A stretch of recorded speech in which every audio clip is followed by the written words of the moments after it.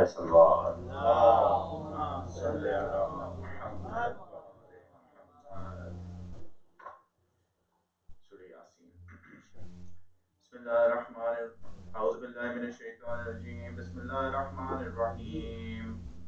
ياسين والقرآن الحكيم إنك لمن المرسلين على صراط مستقيم تنزيل العزيز الرحيم لتنذر قوما ما أنزل آباؤهم فهم غافلون لقد حق القول على أكثرهم فهم لا يؤمنون إنا جعلنا في أعناقهم أغلالا فهي إلى الأذقان فهم مقمحون وجعلنا من بين أيديهم سدا ومن خلفهم سدا فأغشيناهم فهم لا يبصرون وسواء عليهم أنذرتهم أم لم تنذرهم لا يؤمنون إنما تنذر من اتبع الذكر وغشي الرحمن بالغيب فبشره بمغفرة وأجر كريم إن نحن نحيي الموتى ونكتب ما قدموا وآثارهم وكل شيء أحصيناه في إمام مبين واضرب لهم مثلا أصحاب القرية إذ جاءها المرسلون إذ أرسلنا إليهم اثنين فكذبوهما فعززنا بثالث فقالوا إنا إليكم مرسلون قالوا ما أنتم إلا بشر مثلنا وما أنزل الرحمن من شيء إن أنتم إلا تكذبون قالوا ربنا يعلم إنا إليكم لمرسلون وما علينا إلا البلاغ المبين قالوا إنا تطيرنا بكم لئن لم تنتهوا لنرجمنكم وليمسنكم منا عذاب أليم قالوا طائركم معكم أئن ذكرتم بل أنتم قوم مسرفون وجاء من أقصى المدينة رجل يسعى قال يا قوم اتبعوا المرسلين اتبعوا من لا يسألكم أجر وهم مهتدون وما لي لا أعبد الذي فطرني وإليه ترجعون أأتخذ من دونه آلهة إن يردني الرحمن بضر لا تغني عني شفاعتهم شيئا ولا ينقذون إني إذا لفي ضلال مبين إني آمنت بربكم فاسمعون قيل ادخل الجنة قال يا ليت قومي يعلمون بما غفر لي ربي وجعلني من المكرمين وما أنزلنا على قومه من بعده من جند من السماء وما كنا منزلين إن كانت إلا صيحة واحدة فإذا هم خامدون يا حسرة على العباد ما يأتيهم من رسول إلا كانوا به يستهزئون ألم يروا كما أهلكنا قبلهم من القرون أنهم إليهم لا يرجعون وإن كل لما جميع الذين محذرون وآية لهم الأرض الميتة وأحييناها وأخرجنا منها حبا فمنه يأكلون وجعلنا فيها جنات من نخيل وعناب وفجرنا فيها من العيون ليأكلوا من ثمره وما عملته أيديهم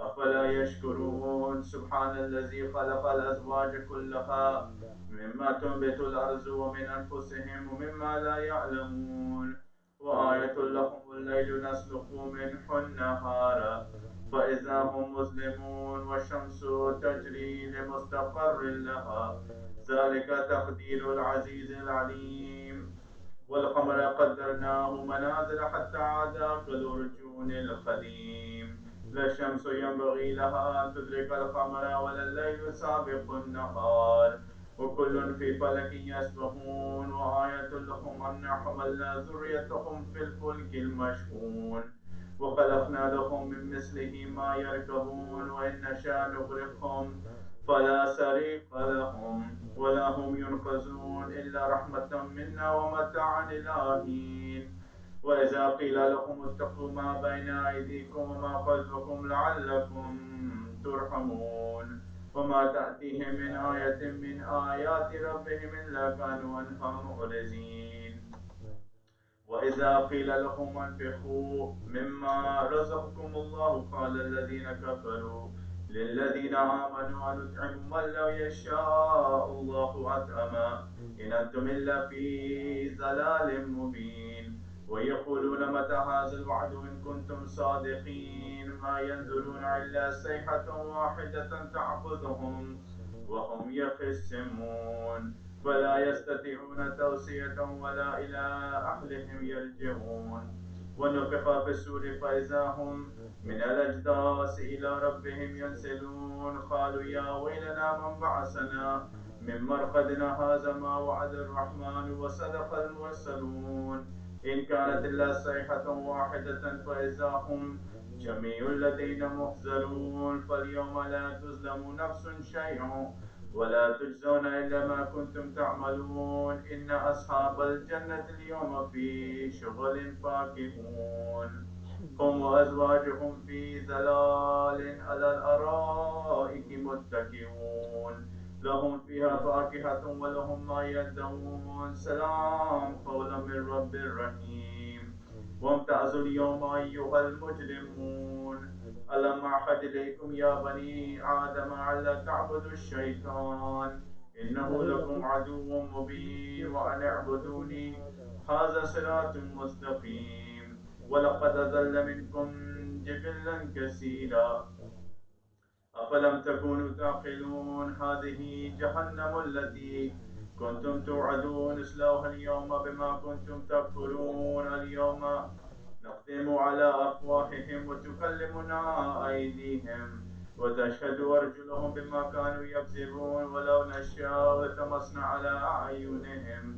فاستبقوا الصراط فأنى يبصرون ولو نشاء لمسخنا على مكانتهم فما استطاعوا مضيا ولا يرجعون ومن نعمره ننكس في الخلق أفلا يعقلون وما علمناه الشعر وما ينبغي له إن هو إلا ذكر وقرآن مبين لينذر من كان حيا ويحق القول على الكافرين أولم يروا أنا خلقنا لهم مما عملت أيدينا أنعاما فهم لها مالكون وذللناها لهم فمنها ركوبهم ومنها يأكلون ولهم فيها منافع ومشارب أفلا يشكرون واتخذوا من دون الله آلهة لعلهم ينصرون لا يستطيعون نصرهم وهم لهم جند محضرون فلا يحزنك قولهم إنا نعلم ما يسرون وما يعلنون أولم يرى الإنسان أنا خلقناه من نطفة فإذا هو قسيم مبين وضرب لنا مثلا ونسي خلقا قال من يحيي العظام وهي رميم قل يحييها الذي أنشأها أول مرة وهو بكل خلق عليم الذي جعل لكم من الشجر الأخضر نارا فإذا أنتم منه توقدون أوليس الذي خلق السماوات والأرض بقادر على أن يخلق مثلهم بلى وهو الخلاق العليم إنما أمره إذا أراد شيئا أن يقول له كن فيكون فسبحان الذي بيده ملكوت كل شيء وإليه ترجعون صدق الله العلي العظيم. ایک سورہ فاتحہ برائے سال صبح مرحومہ سیدہ ممتاز فاطمہ ذیلی بنت سید نذیر حسین ذیلی فاتحہ.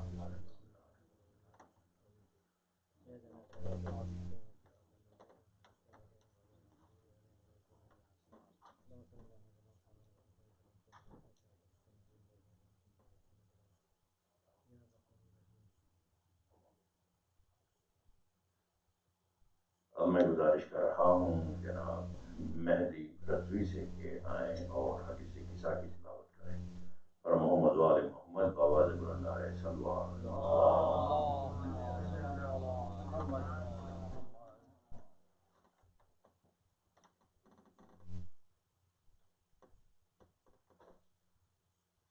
بسم الله الرحمن الرحيم اللهم صل على محمد وعلى محمد عن جابر بن عبد الله الأنصاري عن فاطمة الزهراء عليه السلام بنت رسول الله صلى الله عليه وآله قال سمعت فاطمة أنها قالت دخل علي برسول الله في بعض الأيام فقال السلام عليك يا فاطمة فقلت عليك السلام قال إني أجد في بدني ضعفا فقلت له أريدك في الله يا بطال من الضر فقال يا فاطمة ائتيني بقصاء يماني فغطيني به، فأتيته بقصاء يماني فغطيته به، وصرت أنظر إليه وإذا وجهه يتلاذ كأنه البدر في ليلة تمامه وكماله. صل على فما كانت إلا ساعة وإذا بولدي الحسن قد أقبل وقال السلام عليك يا أماه، فقلت وعليك السلام يا قرة عيني وثمرة فؤادي، فقال يا أماه إني أشم إنك رائحة طيبة كأن رائحة جد رسول الله، فقلت نعم إن جدك تحت الكساء، فأقبل الحسن نحو الكساء وقال السلام عليك يا جداه يا رسول الله، أتعتنني أن أدخل معك تحت الكساء، فقال وعليك السلام يا ولدي ويا صاحب حوضي، قد أذنت لك، فدخل معه تحت الكساء. اللهم صل على فما كانت إلا ساعة وإذا بولدي الحسين قد أقبل وقال السلام عليك يا أماه، فقلت وعليك السلام يا ولدي ويا قرة عيني وثمرة فؤادي، فقال لي أماه إني أشم عندك رائحة طيبة كأن رائحة جد رسول الله صلى الله عليه وآله، فقلت نعم إن جدك وأخاك تحت الكساء، فدر الحسين نحو الكساء وقال السلام عليك يا جداه يا رسول الله، السلام عليك يا من اختاره الله، أتعتنني أن أكون معكما تحت الكساء، فقال وعليك السلام يا ولدي ويا شافع أمتي، قد أذنت لك، فدخل معهما تحت الكساء. اللهم صل على محمد فأقبل عند ذلك أبو الحسن علي بن أبي طالب وقال السلام عليك يا بنت رسول الله، فقلت وعليك السلام يا أبو الحسن ويا أمير المؤمنين، فقال يا فاطمة إني أشم عندك رائحة طيبة كأن رائحة أخي وابن عمي رسول الله، فقلت نعم ها هو ما ولديك تحت الكساء، فأقبل علي نحو الكساء وقال السلام عليك يا رسول الله، أتعتنني أن أكون معكم تحت الكساء، قال له وعليك السلام يا أخي ويا وسيي وخليفتي وصاحب لوائي، قد أذنت لك، فدخل علي تحت الكساء. اللهم صل على محمد وعلى محمد ثم أتيت نحو الكساء وقلت السلام عليك يا أبتاه يا رسول الله، أتعتني أن أكون معكم تحت الكساء، قال وعليك السلام يا بنتي ويا بلدي، قد أذنت لك، فدخلت تحت الكساء. اللهم صل على محمد وعلى ولما اكتملنا جميعا تحت الكساء أخذ برسول الله بطرفي الكساء ووضع بيده اليمنى على السماء وقال اللهم إني هؤلاء أهل بيتي وخاصتي وعامتي، لحمهم لحمي ودمهم دمي، يؤلمني ما يؤلمهم ويحزنني ما يحزنهم، أنا حرب لمن حاربهم وسلم لمن سالمهم وعدو لمن عداهم ومحب لمن أحبهم، إنهم مني وأنا منهم، فاجعل صلواتك وبركاتك ورحمتك وغفرانك ورضوانك علي وعليهم وأذهب عنهم الرجس وطهرهم تطهيرا. اللهم صل على محمد وعلى محمد فقال الله عز وجل يا ملائكتي ويا سكان سماواتي إني ما خلقت سماء مبنيا ولا أرضا متيا ولا قمرا منيرا ولا شمسا مديا ولا فلكا يدور ولا بحرا يجري ولا فلكا يسري إلا في محبة هؤلاء الخمسة الذين هم تحت الكساء. فقال الأمين جبرائيل يا رب ومن تحت الكساء؟ فقال عز وجل هم أهل بيت النبوة ومعدن رسالة، هم فاطمة وأبوها وبعلها وبنوها. اللهم صل على محمد وعلى محمد فقال جبرائيل يا رب أتأذنني أن أهبط إلى الأرض لأكون معهم سادسا؟ فقال الله نعم قد أذنت لك، فهبط الأمين جبرائيل وقال السلام عليك يا رسول الله، الذي الله يفرق السلام ويخصك بالتحية والإكرام ويقول لك وعزتي وجلالي إني ما خلقت سماء مبنية ولا أرضا متية ولا قمرا منيرا ولا شمسا مدية ولا فلكا يدور ولا بحرا يجري ولا فلكا يسري إلا لأجلكم ومحبتكم، وقد أذن لي أن أدخل معكم، هل تأذن لي يا رسول الله؟ فقال رسول الله وعليك السلام يا أمين وحي الله إنه نعم قد أذنت له.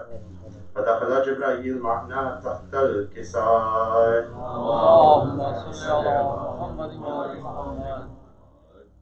فقال لأبي إن الله قد أوحى عليكم يقول إنما يريد الله ليذهب عنكم الرجس أهل البيت ويطهركم تطهيرا. اللهم صل على محمد وآل محمد. فقال علي لأبي يا رسول الله أخبرني ما لجلوسنا هذا تحت الكساء من الفضل عند الله.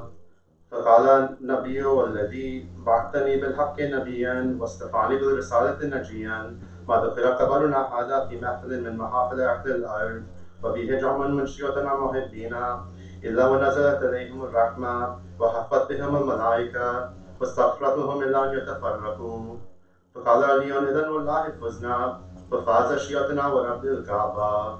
فقال النبي ثانيا يا علي والذي بعثني بالحق نبيا واصطفاني بالرسالة نجيا ما ذكر خبرنا هذا في محفل من محافل أهل الأرض وفيه جمع من شيعتنا ومحبينا وفيه محموم إلا وفرج الله همه ولا مغموم إلا وكشف الله غمه ولا طالب حاجة إلا وقضى الله حاجته. فقال علي إذن والله فزنا وسعدنا وكذلك شيعتنا فازوا وسعدوا في الدنيا والآخرة ورب الكعبة.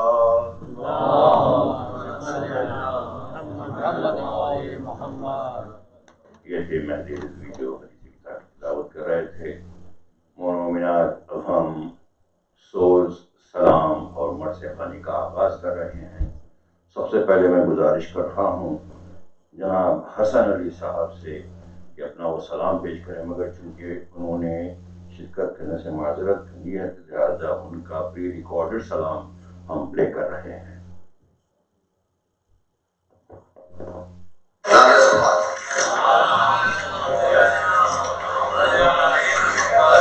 ماں کے حوالے سے آپ کے سلام کا مجھے حکم ہے.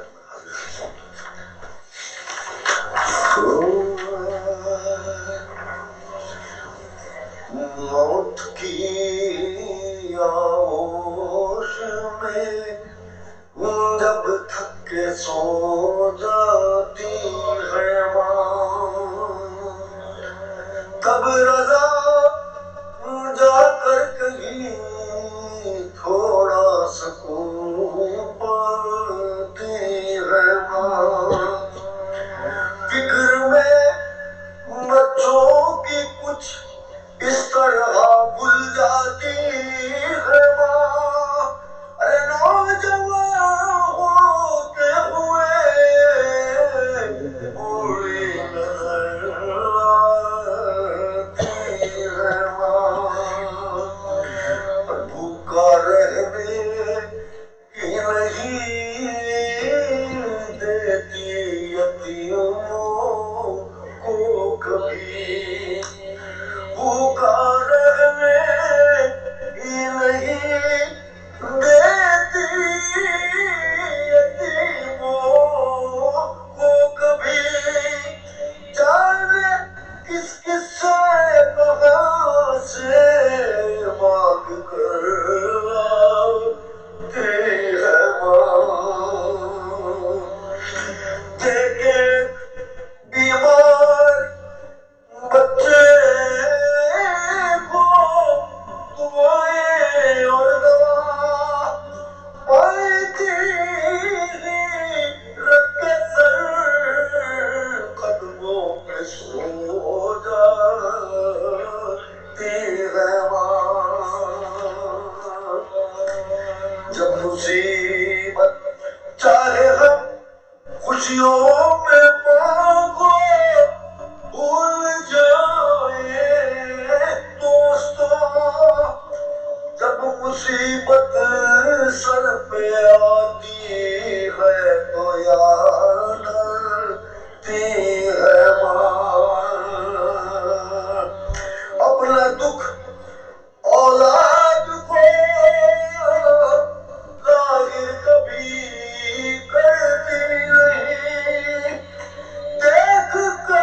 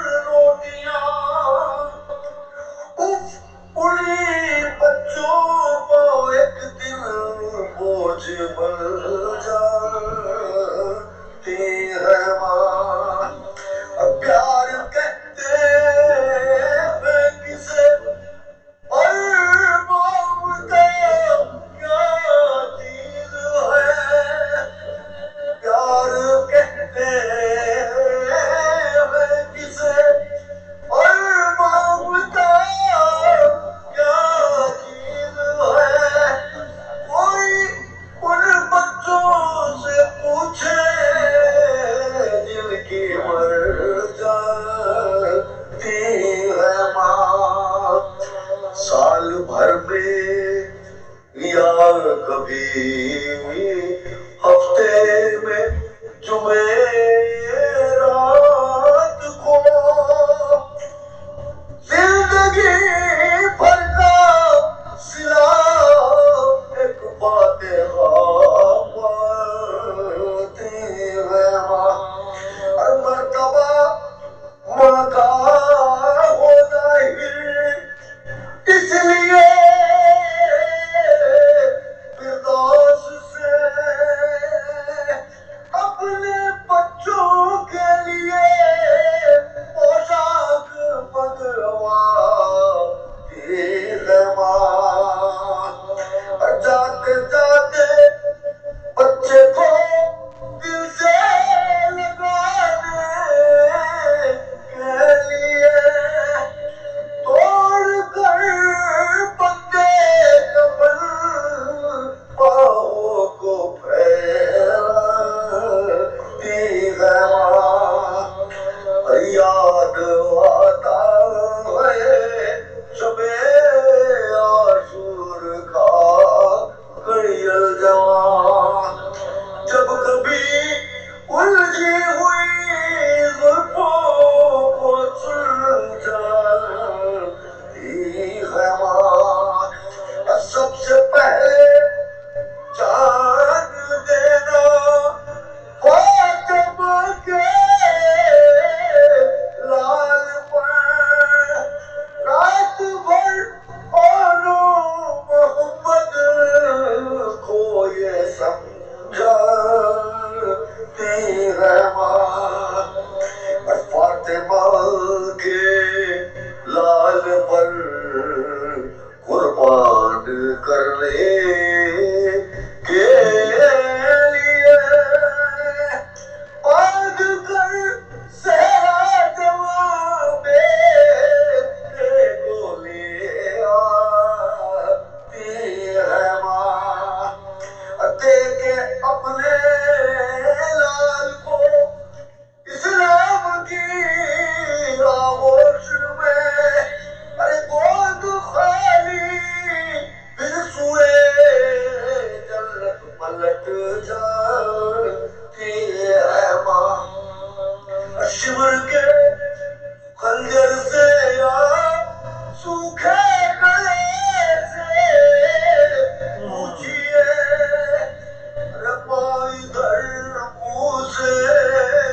نکلتا ہے ادھر آتی ہے ماں، اور اپنے غم کو بھول کر روتے ہیں جو شبیر کو، ارے ان کے اشکوں کے لیے جنت سے آتی ہے ماں، ذرہ ذرہ ہے وہاں کی خاک کا خاک جباں، ارے جھاڑ کر بالوں سے اتنا پاک کر جاتی ہے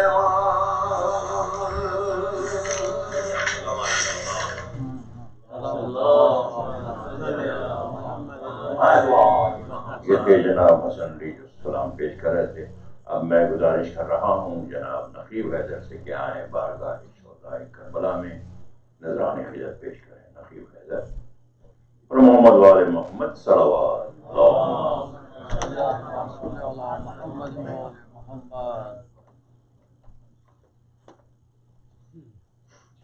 ایک سلام بدائی کی مناسبت سے آپ لوگوں کے سامنے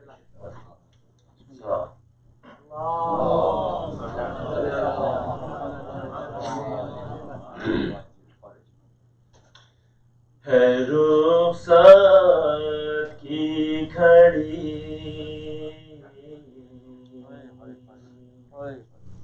ہے رخصت کی گھڑی کربلا والو خدا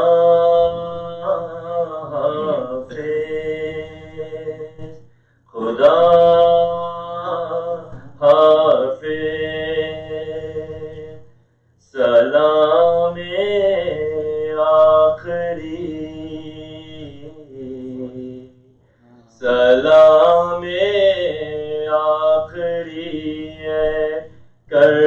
کربلا والو خدا حافظ، خدا حافظ.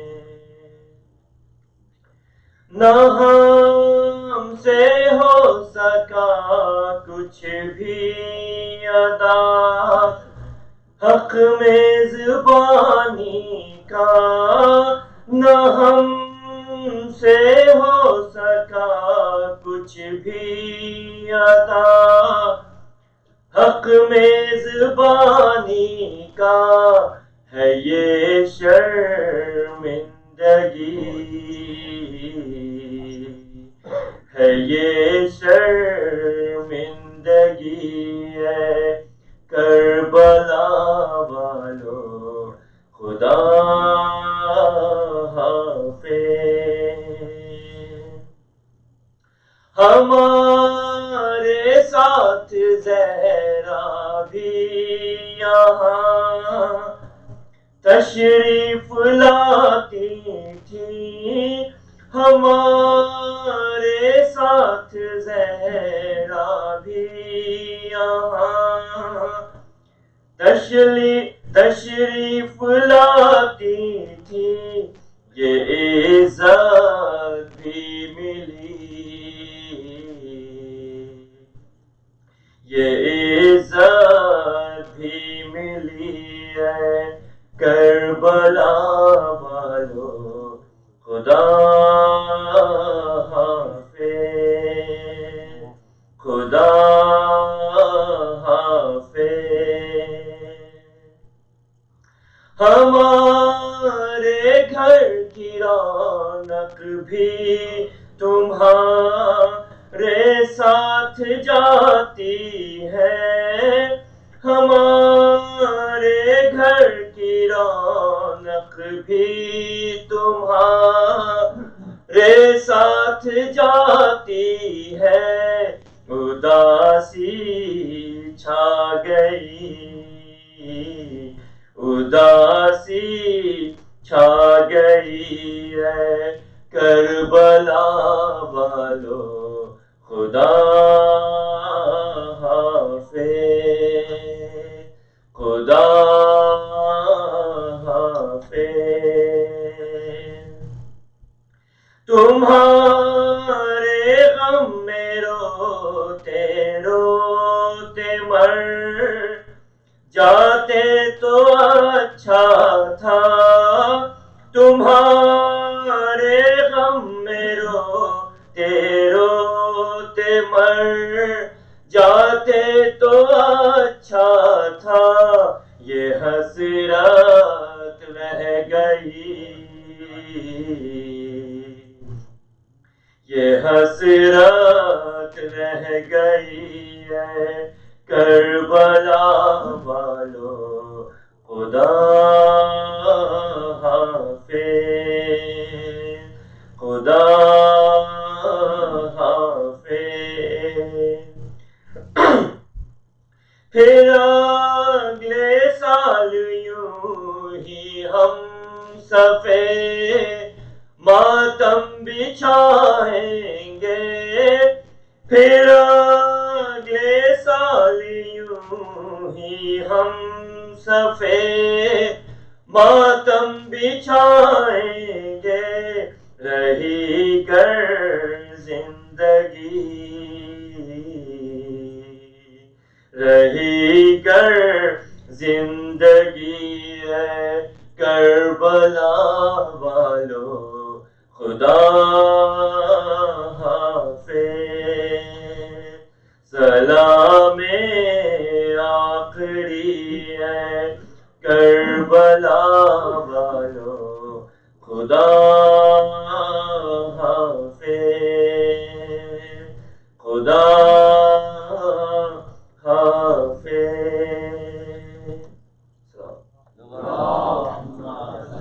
یہ تھے جناب نقی حیدر علیہ السلام پیش کر رہے تھے. میں گزارش کر رہا ہوں جناب نقی نقوی سے کے آئیں اور ان کے ساتھیوں کے ساتھ مرث خوانی پیش کریں.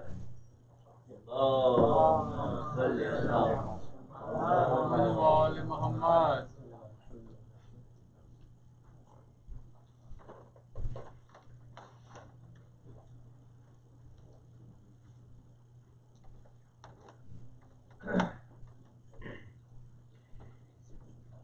درود بھیجے محمد و آل محمد. اللهم صل على محمد وآل محمد.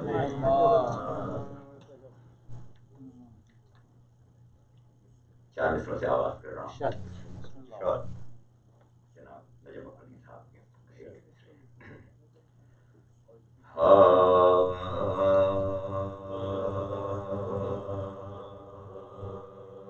یا علی کہہ کے جو کاغذ پہ قلم رکھا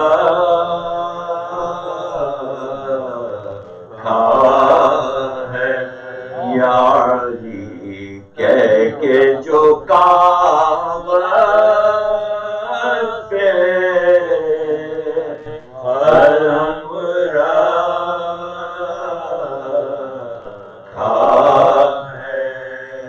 ایسا لگتا ہے کہ جنت میں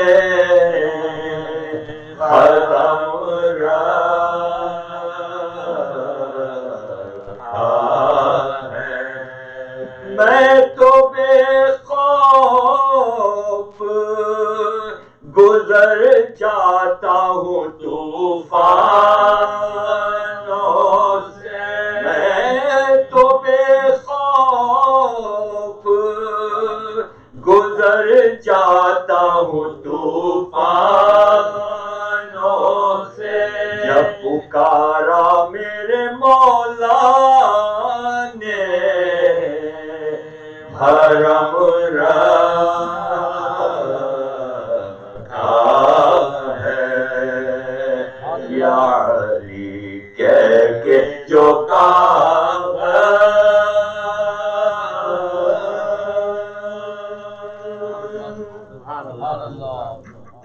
بدائی مرثی کی چند بند پیش خدمت ہیں. فاتحہ.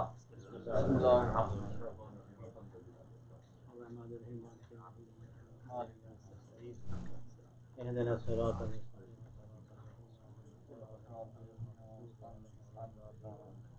صل على محمد وآل محمد. اللهم صل على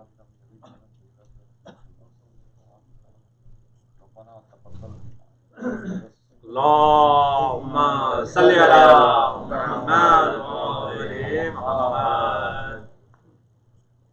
وطن میں قافلہ کربلا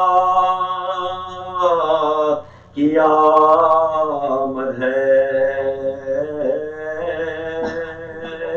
سواری حرم مصطفیٰ کی آمد ہے، یتیم سرور گلگو خبا کی آمد ہے، غریب پہ قصب آشنا، غریب پہ قصب آشنا کی آمد ہے. تمام شہر ہے شائخ علی کے پیاروں کا، نبی کے روضے پہ مجمع ہے دو، نبی کے روضے پہ مجمع ہے دوستداروں کا. سنا تھا جب سے کہ آتے ہیں سید اکرم،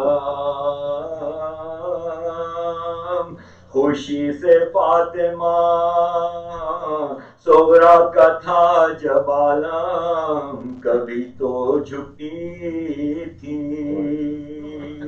سجدے میں وہ بدی زینب، کبھی یہ کہتی تھی کیوں نانی جان، کبھی یہ کہتی تھی کیوں نانی جان جی گئے وطن میں آج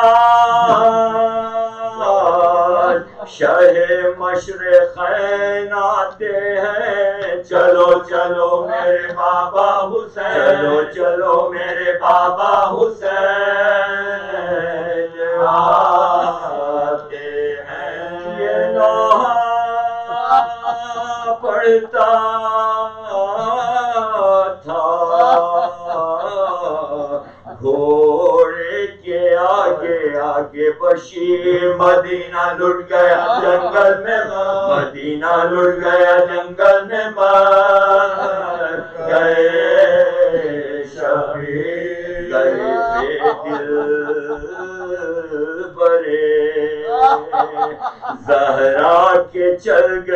شمشیر کیا شہید غریب الوطن کیا شہید غریب الوطن کو بے نقصی پڑھا رہا جو زمین پر یہ اس کا جامع ہے کفن ملانا جسے اس کا یہ کفن ملانا جسے اس کا یہ امامہ ہے بٹھا کے ناقے کو سجاد ناتواں اترے عصا کو تھام کے باچشم خوفشاں اترے خریب مرخدے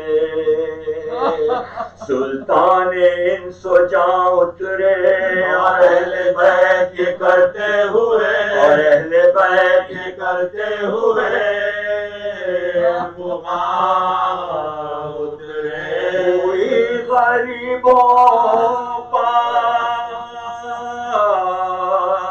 بیداد یا رسول اللہ حسین مر گئے فریاد یا حسین مر گئے فریاد حسین مر گئے فریاد یا رسول اللہ جو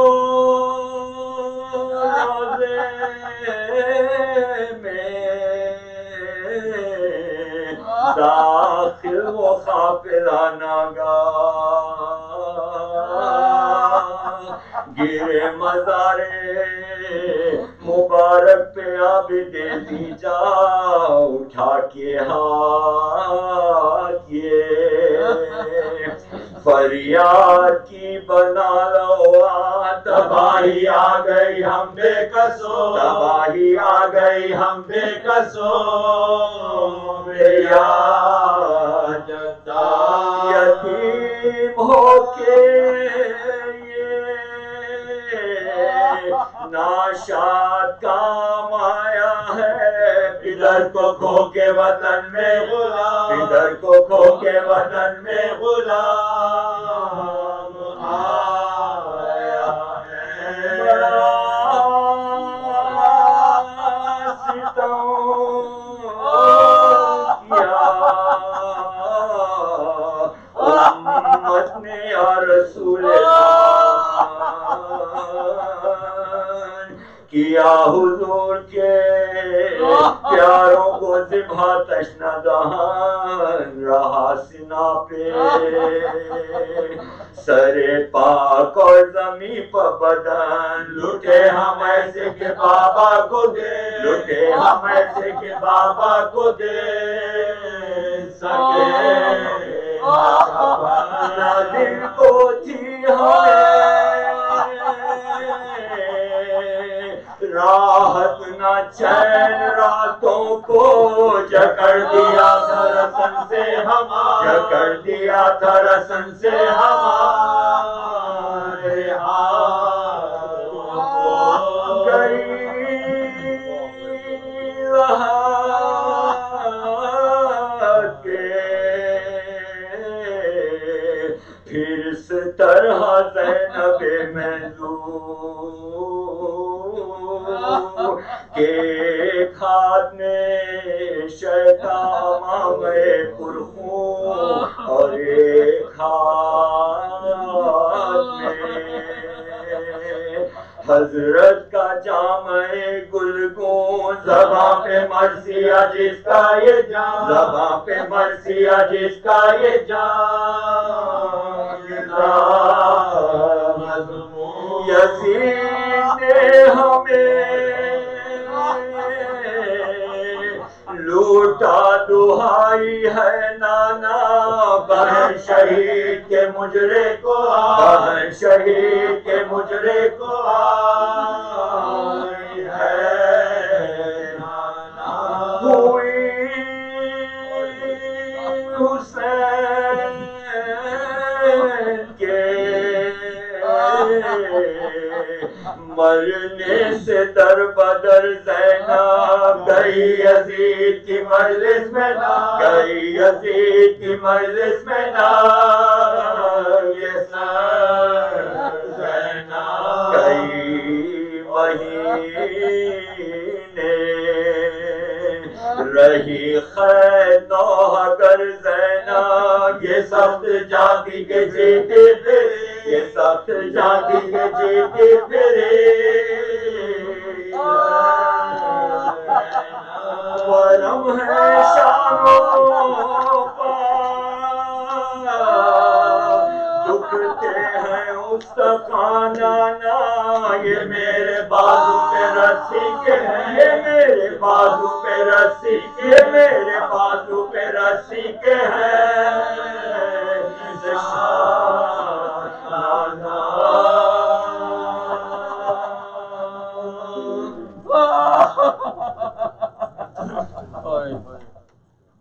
جزاک اللہ سبحان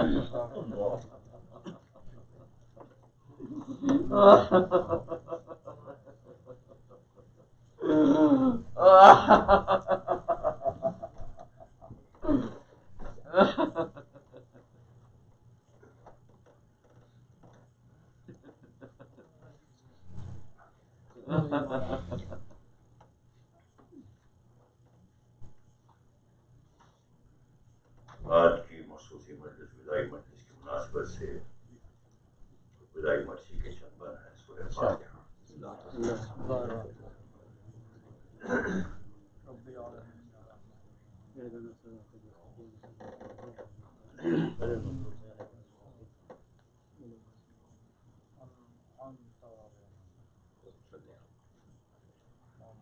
پر محمد وال محمد باواز بلند نعرہ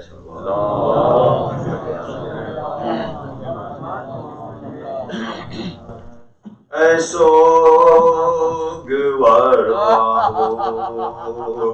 بکا کام میں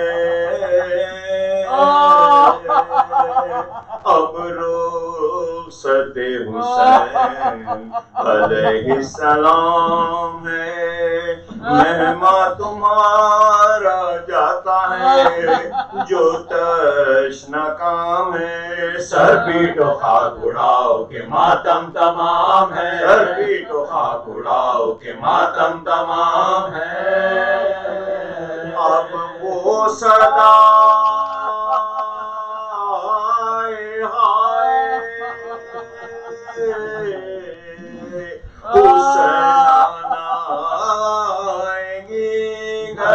تمہارے فاطمہ زہرا ارے گھر میں تمہارے فاطمہ زہرا آئے گی اے شاہ کربلا تیری خدمت نہ ہو سکی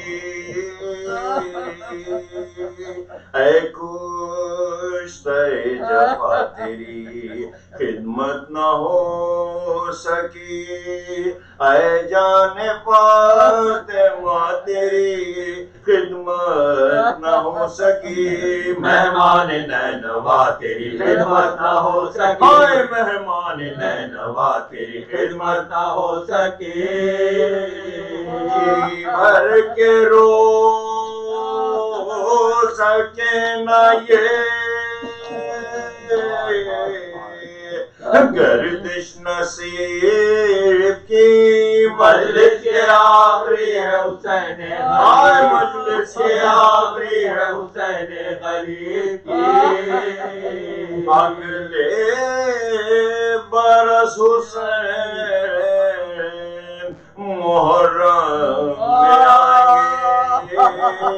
گے باقی رہی حیات تو یہ غم منائیں گے اور فاطمہ کے لال پہ آنسو بہائیں گے گھر مر گئے تو قبر میں ہم خاک اڑائیں گے گھر مر گئے تو قبر میں ہم خاک اڑائیں گے آئی صدا نہ رو عزادار آئیں گے اگلے سال اپنے بھرے گھر کو لائیں گے، اگلے سال اپنے بھرے گھر کو لائیں گے۔ زینب کے لال باندھ کے ہتھیار آئیں گے، ہر صغرا مریض عابد بیمار آئیں گے، شبر کے ساتھ حیدر کرار آئیں گے، زہرا کو تھامے احمد مختار آئیں گے، زہرا کو تھامے احمد مختار آئیں گے۔ دل کیوں نہ بے قرار ہو، بنت رسول کا مجروح آج تک بھی ہے پہلو بطول، مجروح آج تک بھی ہے پہلو بطول کا۔ لو الوداع ہوتا ہے رخصت یہ تشنہ کام، تم رو رہے ہو ماہ محرم سے صبح و شام، کوثر پہ اپنے ہاتھ سے دوں گا میں بھر کے جام، رخصت حسین ہوتا ہے تم پر میرا سلام، رخصت حسین ہوتا ہے تم پر میرا سلام۔ دونوں جہاں میں خوش رہو اور شاد تم رہو، اماں دعائیں دیتی ہے آباد تم، ہائے اماں دعائیں دیتی ہے آباد تم رہو۔ عاشق حسین کے آہو بکا کرو، زہرا کا ساتھ دو مدد مصطفیٰ کرو، حق محبت شہ بے کس ادا کرو، اکوچ ہے حسین کا محشر بپا کرو، اکوچ ہے حسین کا محشر بپا کرو۔ لو اب وداع کیجیو آل رسول کو، تو آخری حسین کا پرسا بطول، تو آخری حسین کا پرسا بطول، اے تشنہ کام بے کس و ناکام الوداع، اے تشنہ کام بے کس و ناکام الوداع، اے مبتلا حسرت و آلام الوداع، اے بے کفن علی کے گل اندام الوداع، اے بے کفن علی کے گل اندام الوداع، مضبوط شمر بدن جام الوداع، مضبوط شمر بدن جام الوداع۔ مظلومیت پہ آکی جا اپنی کھوئیں گے، جب تک زندہ آپ کے ماتم میں روئیں گے، جب تک زندہ آپ کے ماتم میں، اے شاہ کربلا مولا سلام، اے شاہ کربلا مولا سلام، بے کسوں کے والی مولا سلام، بے کسوں کے والی مولا، آقا سلام لو شہ والا سلام، آقا سلام لو شہ والا سلام، اے فاطمہ کے چاند ہمارا سلام، اے فاطمہ کے چاند ہمارا سلام لو، اے شاہ کربلا مولا سلام لو، ہم بے کسوں کے والیو مولا سلام لو، آقا سلام لو، شہ والا سلام لو، اے فاطمہ کے چاند ہمارا سلام، اے فاطمہ کے چاند ہمارا سلام لو، رخصت یہ آخری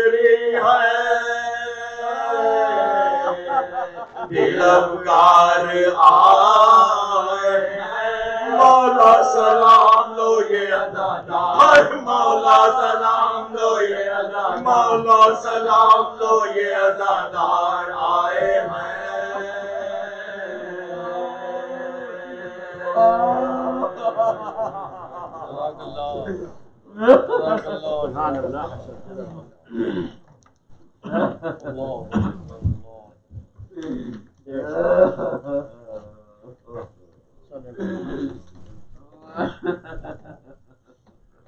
میں گزارش کر رہا ہوں ڈاکٹر منظور رضوی صاحب سے کیا ہے بارگاہ شہداء کربلا میں نذرانِ عقیدت پیش کریں. ڈاکٹر منظور رضوی پر محمد وال محمد بآواز بلند نعرہ صلی اللہ علیہ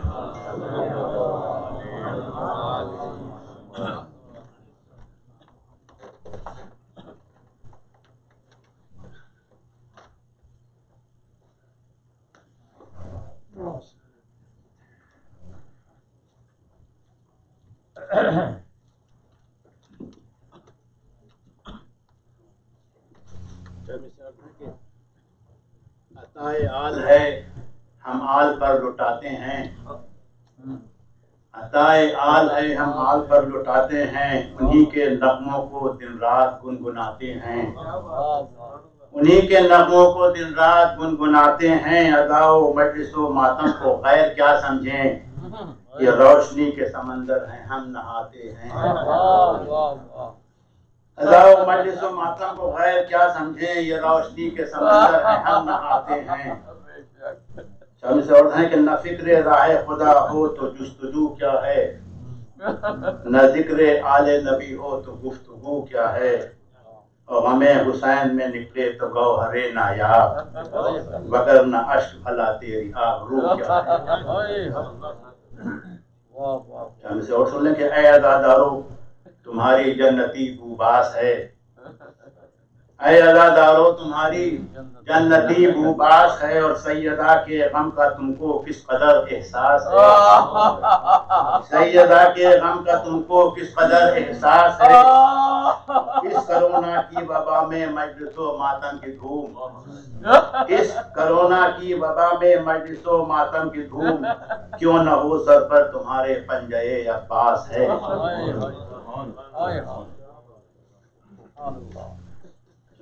کہ آل احمد کی محبت سے جو سرشار نہیں آل احمد کی محبت سے جو سرشار نہیں خود پیمبر اسے اپنانے کو تیار نہیں خود پیمبر اسے اپنانے کو تیار نہیں. اور شعر ہے کہ متفق حب علی پر جو سبھی ہو جاتے متفق حب علی پر جو سبھی ہو جاتے ملتا دوزخ کے لیے کوئی گنہگار نہیں ملتا دوزخ کے لیے کوئی گنہگار نہیں. اور کربلا میں یہ سبق ہم کو 72 نے دیا کربلا میں یہ سبق ہم کو 72 نے دیا ناصر اللہ ہے افواج کا انبار نہیں ناصر اللہ ہے افواج کا انبار نہیں. اور جس میں اسلام میں ہے خون ابو طالب کا جس میں اسلام میں ہے خون ابو طالب کا وہ جو کافر ہیں تو پھر کوئی بھی دیندار نہیں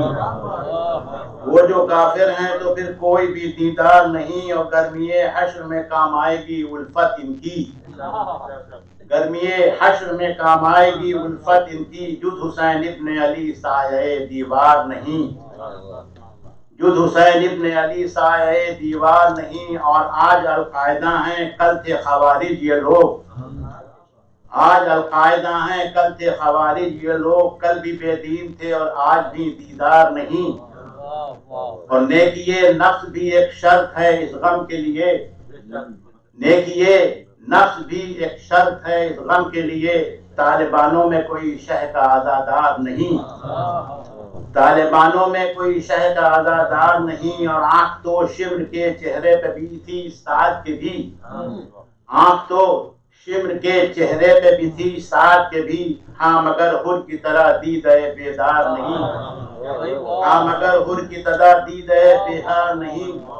اور شیر بکھرا ہوا نکلا ہے خدا خیر کرے شیر بکھرا ہوا نکلا ہے خدا خیر کرے نہر پہ فوج اب اس پار یا اس پار نہیں नहर पर फौज अब इस पार या उस पार नहीं, और भेजे मलबूस खुदा जिसके लिए जन्नत से, भेजे मलबूस खुदा जिसके लिए जन्नत से, उसको ये कौम कफन देने को तैयार नहीं, उसको ये कौम कफन देने को तैयार नहीं। और लाश अकबर पे ये कहते थे हुसैन इब्न अली, लाश अकबर पे ये कहते थे हुसैन इब्न अली, आंख है अब भी मगर कुव्वत दीदार नहीं, आंख है अब भी मगर कुव्वत दीदार नहीं। और क्यों न बन जाए रसन शानों में अब ज़ैनब के, क्यों न बन जाए रसन शानों पे अब ज़ैनब के, कासिमो अकबर व अब्बास अलमदार नहीं,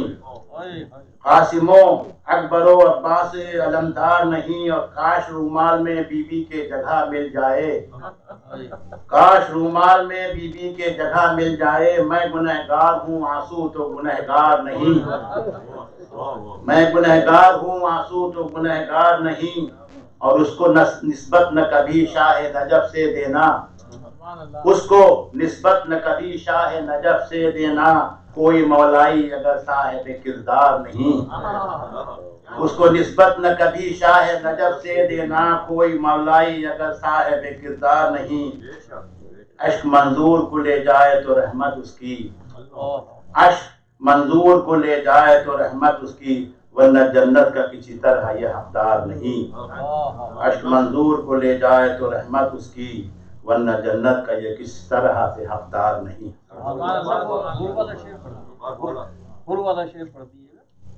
आँख तो शिमर के चेहरे पे भी थी साथ के भी, आँख तो शिमर के चेहरे पे भी थी साथ के भी, हाँ मगर हुर की तरह दीदे बेदार नहीं।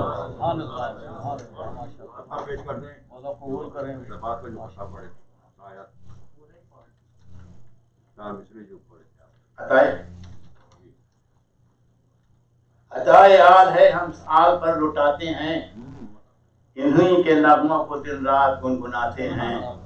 अदा व मजलिस व मातम को खैर क्या समझें, ये रोशनी के समंदर हैं हम नहाते हैं। और भी सुन लीजिए कि सोहबत गुल से अगर खार कली बन जाते, सोहबत गुल से अगर खार कली बन जाते, फिर तो असहाब सभी सारे वली बन जाते।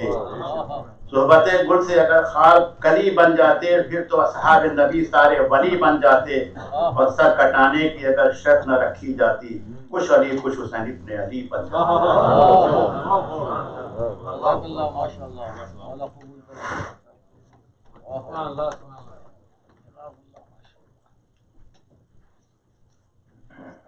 Muhammadan, this series of Majlis, observing the return of Ahl Haram to Medina and Al-Vidaee Hussein, Hussein Al-Vidaee, farewell to Hussein and the Shuhada Karbala, will inshallah conclude tomorrow evening. Our sponsors for this evening are the families of late Shams and Rizvi and Abid Rizvi, along with the family of Amina and Dr. Azam Rizvi. We're very thankful for their generosity. May Allah shower His blessings upon the family in this life and the life hereafter. Tomorrow evening, Majlis. Also recognizing that this evening we are observing the Chahlum of Marhuma Sayyida Mumtaz Fatima Zaidi. So, we are all thankful for their generosity also for joining us this evening for this Majlis. Tomorrow, sponsors are the families of Dr. Sajjad Zaidi and Sajjad and Batul Zaidi. So please join us tomorrow evening at 7:30 p.m. These series of Majalis have been recited by Jatul Islam Maulana Muhammad Ali Beg, Mirza Muhammad Ali Beg, and without any delay, I'd like to request him to address the participants this evening. For Muhammad wa Ali Muhammad, Bawaz Bulan Narai Salwar.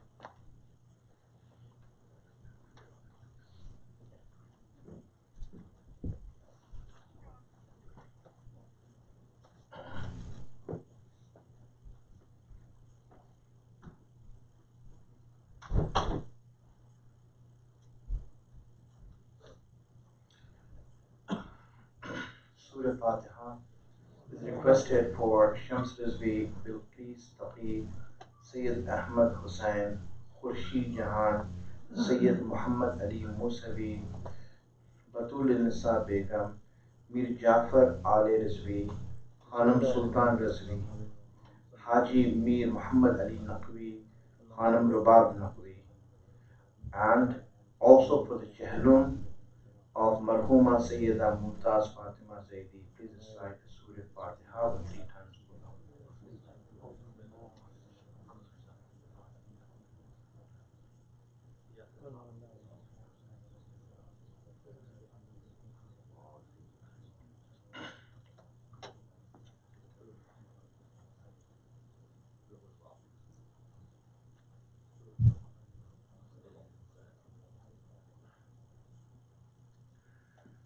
حسبنا الله ونعم الوكيل نعم المولى ونعم النصير أعوذ بالله من الشيطان اللعين الرجيم بسم الله الرحمن الرحيم الحمد لله رب العالمين والصلاة والسلام على أشرف الأنبياء والمرسلين سيدنا ومولانا أبي القاسم محمد اللهم صل على محمد وعلى آله الطيبين الطاهرين المعصومين سيما بقية الله الأعظم روحي وأرواح العالمين له الفداء رب اشرح لي صدري ويسر لي أمري واحلل عقدة من لساني يفقه قولي.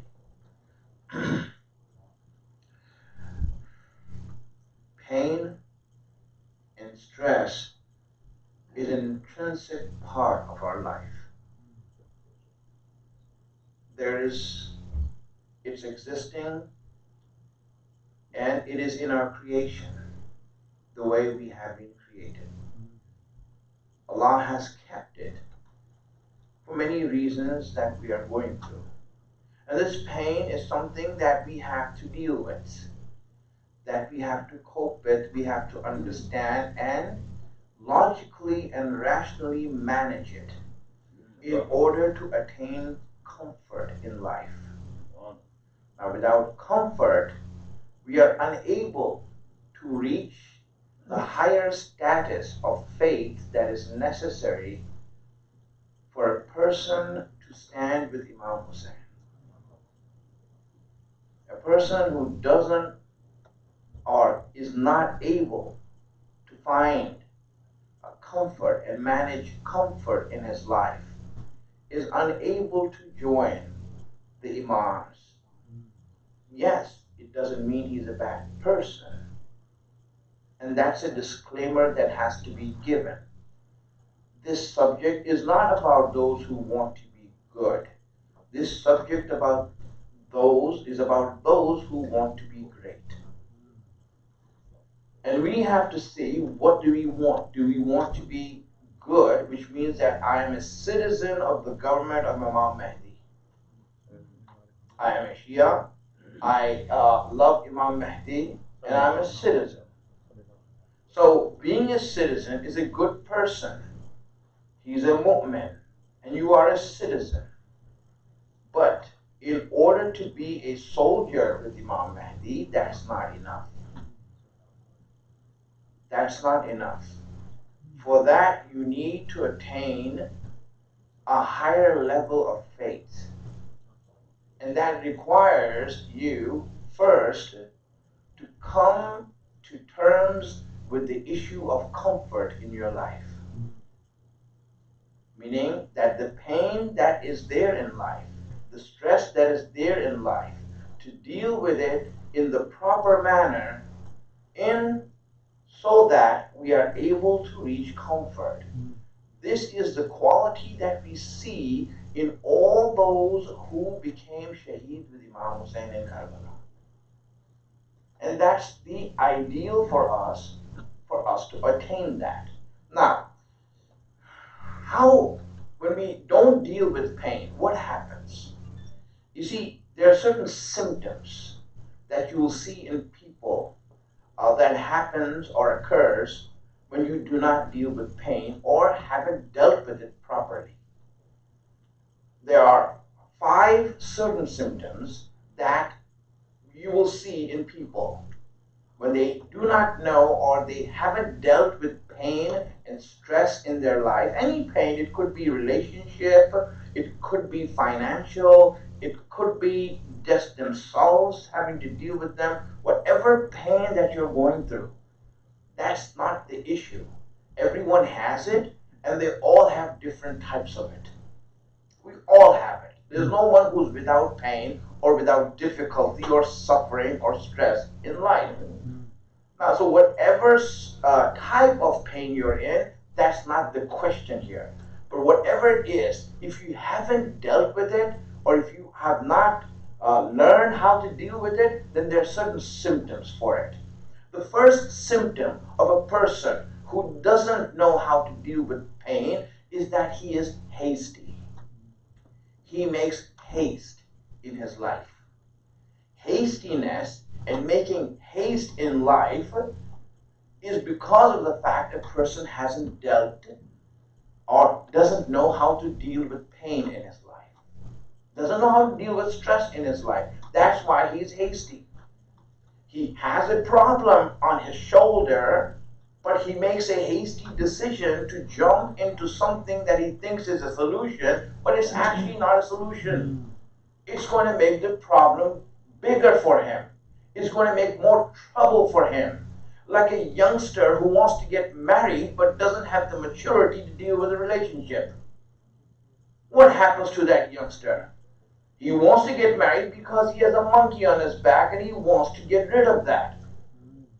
But then he is not intellectually mature enough to deal with the relationship. So he gets married and now he finds himself in more trouble. Right? Instead of solving the problem, he has just created a whole world of problems for himself in haste. And this hastiness is because of his not because he wants to get married, it's because of his inability to deal with the problem that he had or the pain that he was going through. So the first symptom of not being able to deal with pain is haste. Second symptom of not being able to deal with pain is impulsiveness. People become impulsive because they're unable to deal with pain in their life. The stress that they're going through in life, because they cannot truly deal with that, they become impulsive. You see, all the people you see impulsive, like buyers you see in stores, and you see those people who have those racks right at the register, because they know that they can take advantage of people who are unable to deal with pain in their life and are impulsive to buy something that they don't need.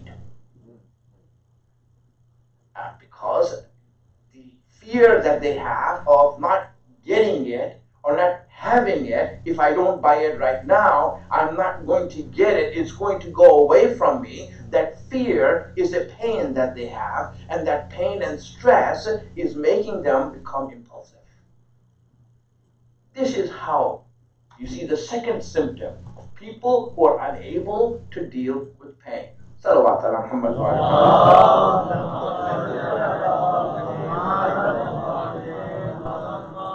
Another symptom that people have who are unable to deal with stress in their life is superstition. When a person doesn't know how to deal with stress and difficulties in life, you'll see he starts to read horoscopes and astrology and trying to go to these babas and swamis, right, to find solutions of quick fixes that will help him, or at least make him, assure him that he's not going through trouble. But the fact is that the reason he's doing that is because he doesn't know how to deal with pain. Relationship problems, financial problems, job problems, friend problems, whatever problems you have, if you do not learn how to deal with them or know what it's about, then you end up going to become superstitious. It's a symptom that happens. The fourth symptom, and this symptom happens a lot in people, is that when you don't know how to deal with stress, it expresses itself in anger. You start getting angry. And you show it through anger because you're unable to deal with the problems you have, and hence it just blows up. And what it does is that anger is not going to solve problems. It's going to create more problems. But then what happens is that we think that this is the way out, but it's not. It's just a person who's unable to deal with stress in his life. And a person, and the fifth symptom that I will mention right now is a person who is unable to deal with pain in his life. He will lose his moral compass. He loses his morals. When you're going through difficulties and hardships, whatever you're going through, look at yourself and see how can you maintain the boundaries Allah has put there for you. Are you able to maintain halal and stay away from haram? Even though you're going through pain and problem in your life? Can you not take shortcuts in your life and keep the steady road?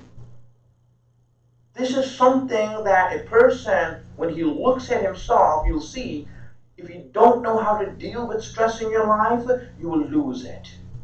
It's easy for you to delve into haram. That's why a lot of youngsters go into haram, because they cannot deal with the stress in life, the problems that they're going through. They listen to music, they find their relief in these type of refuge, in these type of things, because they're unable to deal with pain in life. And that's what we want. We want to know how to deal with pain and stress in life, because this is an important issue for a human being and for us, especially for believers. Because Imams have said that, listen, more than other people, it's mu'mineen who are going through stress. And they get more stress than others do. It is true. Allah raises the level of test for believers. Allah does that. You know, He raises the temperature and the pressure on you. It happens, you know. When Hazrat Musa came back to his people and saw them worshipping a cow, obviously the whole episode happened and he was really upset at his people. And then when he went back to speak to Allah after that incident, he said, Allah, I understand. I understand that they made a cow to worship. Okay, that's probably understandable. I understand that they made it out of gold. I understand that they made it grand. I understand all of that. But there's one thing I don't understand, Allah. There's one thing I don't understand. That cow was making noise. It was making noise. You see, that convinced the people more, and it's actually making noise. It's like as if it's alive. He says, I don't understand. What was that noise? That noise that was being made, where did that come from? And Allah says, oh, that was me. I was making the noise. Why did you make the noise? That convinced people that this is alive. He says, because I wanted to raise the level of their testing. The level of their testing. I wanted to see that if I can raise the temperature, can they handle it? Mu'mineen are like that. Allah is not just going to let us be. He is going to raise the temperature. He is going to make it difficult. And He is going to throw you curveballs in sliders, and you'll be wondering, can't we just go with straight fastballs? That we're so used to it. Why are you doing this to us and making us go through all of this? Adding another page into the problem book. So you see, Allah does that. And so mu'mineen, we all have to deal with this more than others do. So obviously, if there is a problem, there must be a solution also that's given by Allah and Ahlul Bayt. It can't be that, okay, we are left alone and you know what, now you fend for yourself. Allah did not leave anything in deen up to us. Up to us so that we can make it our own self. So we should know that more than others, and we want to understand how to do that. So stress is something that's natural in our life. It's intrinsic, and we all have to go through it. Problems, sufferings, difficulties, whatever, we all are going through it. But here's one thing that I want to advise right now before I go forward, and that is that whatever problems we have, there's certain problems that we don't need, that are unnecessary, unwanted problems. You know, I mean, Allah is going to give us problems anyway. He's going to raise the temperature. We don't have to raise the temperature ourselves. Right? That would be really unintelligent on our part to raise the temperature on our own self. So here are certain things, you know, that we have been told in Islam are problems that you don't need. Suffering that you don't need, that you can avoid, it's your choice, and you can avoid this suffering. First suffering that is unwanted, unnecessary, that we should avoid is suffering that you get from envy and hasad. You know, we have enough problems in life. Adding hasad into the mix is not intelligent. For no reason you become envious of someone, jealous of someone. And that jealousy now makes you just go on and get heated and angry and frustrated. And why are you going through these problems? Do you really need to go through these problems? Where are these coming? Allah is not giving them to you. You are doing it to yourself. So something that you don't need in life is hasad. And really, as mu'mineen, we should know that more than anyone else, because it is said in hadith that if someone who has the love of Imam Ali in his heart, hasad cannot exist in his heart. So if you are going through a problem of hasad, then you need to analyze that. You need to analyze that to say, okay, you know what? The hadith is not wrong. So if I have hasad, if I have symptoms of hasad, if I am envious of someone, why? Because when you have a treasure in your hand, you don't get envious of others who are poor. You know, I'm envious that he's poor. Either you don't know you have a treasure, you need to find out. That's the reason it is said that a person came to Imam Sadiq alayhi salam.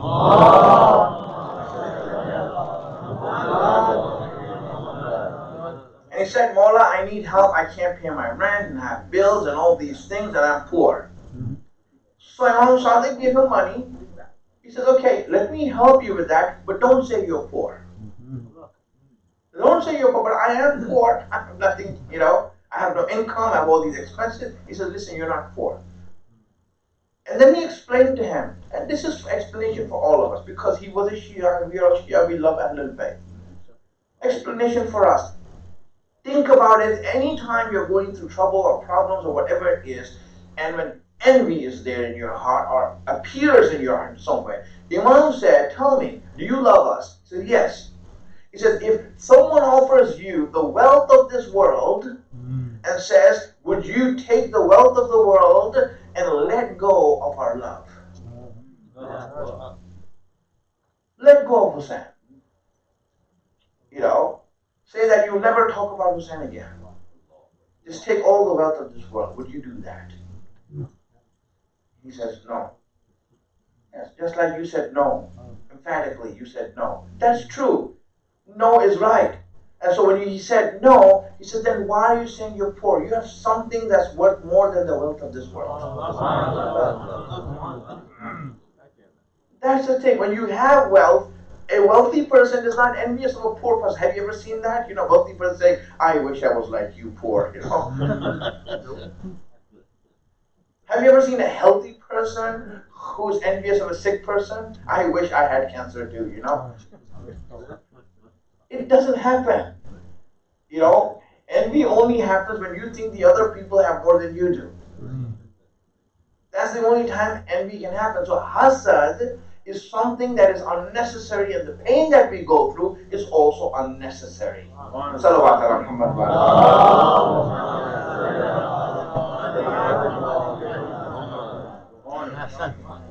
The second thing, second pain that is unnecessary in life, we don't need it, we can avoid it, and we can exit out from our life, is the pain that comes from pride and takabbur. You know, I think I am someone, I am better, or I am something, and I need to maintain that status.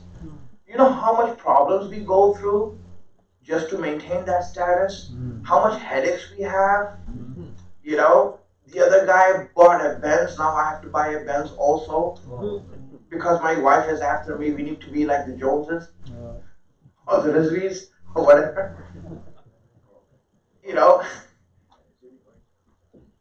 And the thing that happens is that why are we going through these problems that are so unnecessary in our life? Truly, it's unnecessary for us to go through these problems. You know, like you come to a Maulana like me, you know, and I have some pride in me, and you ask me a question, and I don't know the answer to that question. But my pride is not letting me tell you I don't know. So then I just give you an answer from somewhere. You know, I just give you an answer from somewhere, and then what happens now? I'm worried. What if he finds out the truth? What if he gets to know that it's not real? You know, why am I going through this trouble? If it's easy to X this out of my life and say that, listen, I just don't know. Let's finish. Just be easy with it. Why? Because we already have pain in life. We don't need to add more to it. We don't need to add more to it. So number 3, the third pain that we don't need in our life, that you all just need to exit out of your life, is pain that we get from guna and sin. Yes.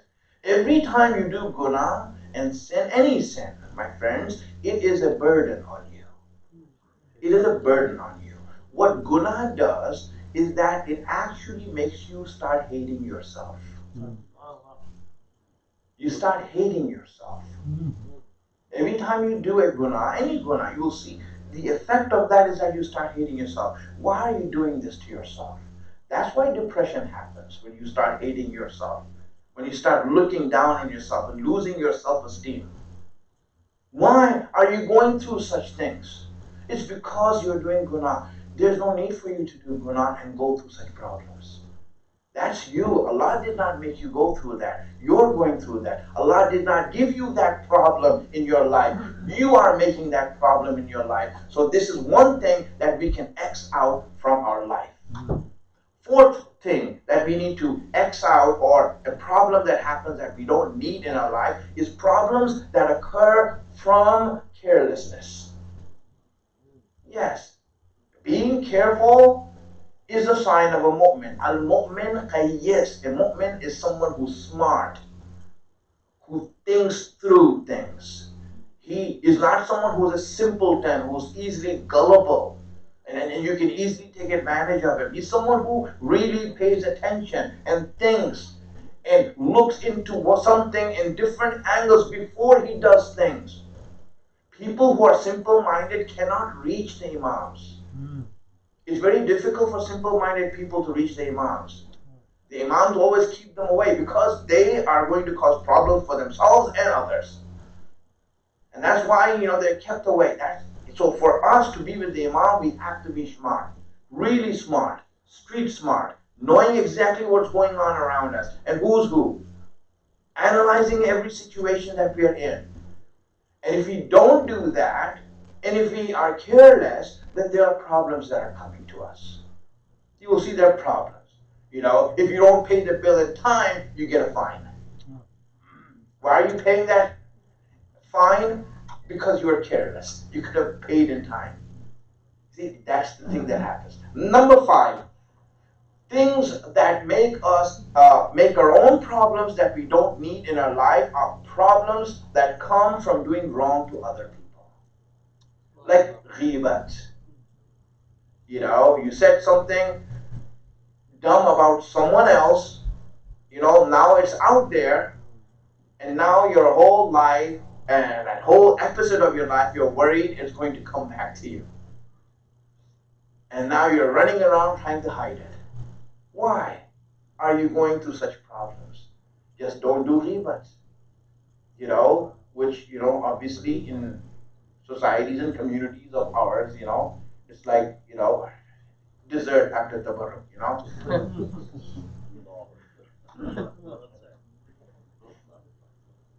But we need to stop the dessert. It's leading to diabetes, right? It's unnecessary. We need to stop that, because what it does is that it really creates problems for us that takes us away from the actual pain that Allah meant for us to deal with. And because we are making our own problems, we are just involved in trying to solve the problems we made in our life instead of trying to deal with the suffering and problems that Allah gave for our growth. That's why we never grow, because we are always trying to solve our own problems instead of the problems Allah gave us. Because when Allah gives a problem, it is through wisdom He gives a problem. Through His wisdom. When we make our own problems, that's not wisdom, that's just foolishness, and we end up making trouble for ourselves. Salawat ala Muhammad wa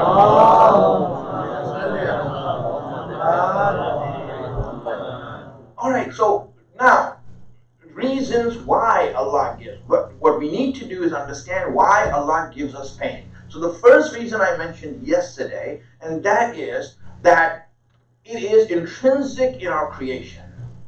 Because we are human beings. Because we are human beings, we have choice. It's because of choice we are human beings. We're not animals. And choice is what? Choice is when you have two options that you like and are attached to. Two options that you like and you're attached to, and you have to choose one of them. So when you choose one thing that you like, you have to let go of something that you like also. When you make a choice, then you're letting go of something that you like. This is the essential basis of pain in our life. We have pain because we have choice. I choose one thing, I have to leave the other one. I can't have both. And hence, that is pain. I married one, and I have to leave the other. It's painful. I chose one, I have to leave the other. It's painful. It's natural for us. So this is number one. I explained that yesterday. Let's go to number two. Why does Allah give us pain and suffering in our life? The second reason for pain in our life is that pain rejuvenates us, keeps us fresh, helps us to stay fresh. Yes, if pain wasn't there, if suffering is not there, then we start to decay. We start to rot. Understand this very well, Suffering, why is suffering there? Allah knows that when we go through suffering and pain and drama in life, this keeps us fresh. It keeps us rejuvenated, alive. If there is no pain in life, you will see that we start dying, we start rotting away. This is why Islam emphasized difficulties, emphasized hard work. Hard work, labor is emphasized in Islam. And Allah, in so many ways, has said that Allah loves those who work hard. In any way that you work hard, you wanted people, men especially, to work hard, that they should be working hard. So much emphasis is there on hard work. Imam Baqir alayhi salam.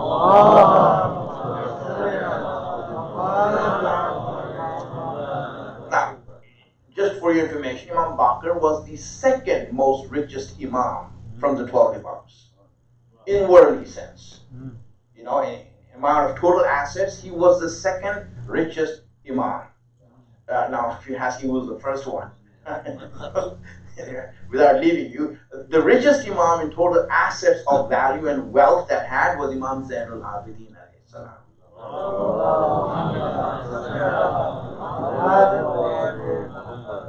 after that, it was our fifth Imam, who was the richest. Now, being rich, everyone knew that he's rich. He has inherited all this wealth from his father, and he had so much money.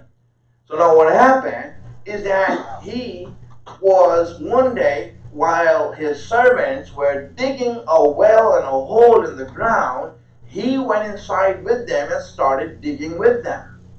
He started digging with them, and he was sweating profusely. Like, for example, you doing lawn mowing work with the Mexicans you hired,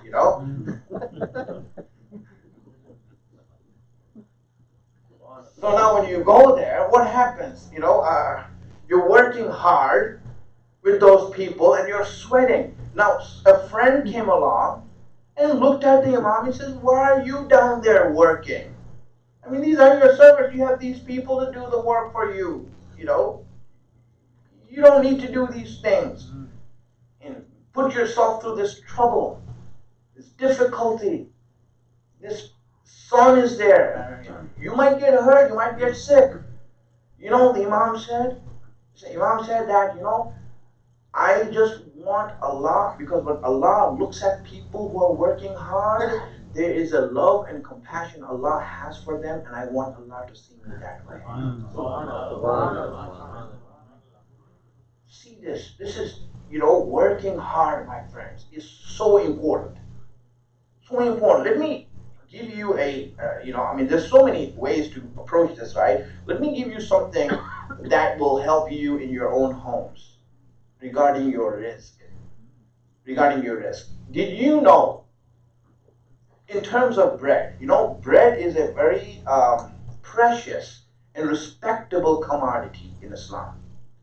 It is said by Imam Ali, Akrimul khubz, respect the bread. He said, give respect to the bread. Now I want you to see this, right? Now you know this, meaning that bread and having bread is a symbol in the house of Allah's rizq. And respect it when you get it. Now, let me tell you something about bread.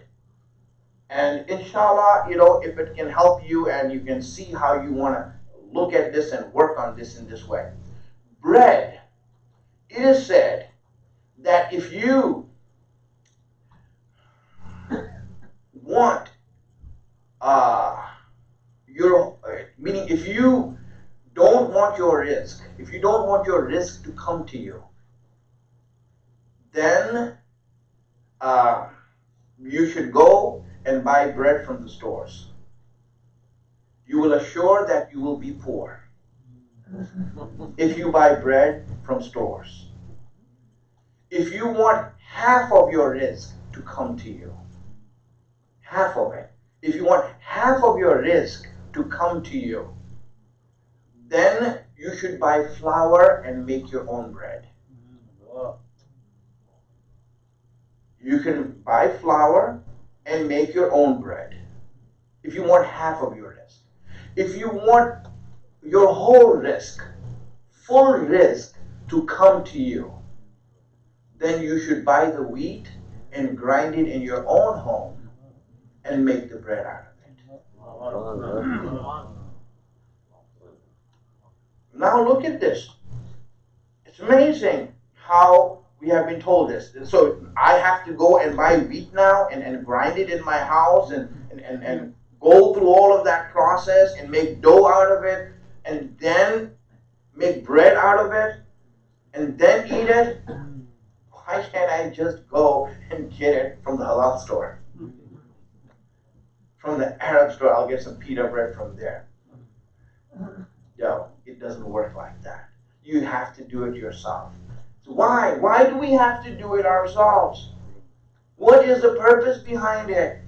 The purpose is that everyone who's eating at that table should know that that one bite that you're taking, how much effort has gone into making this bite available for them. How much hard work has gone into just making one bite that you're eating right now so you can appreciate it.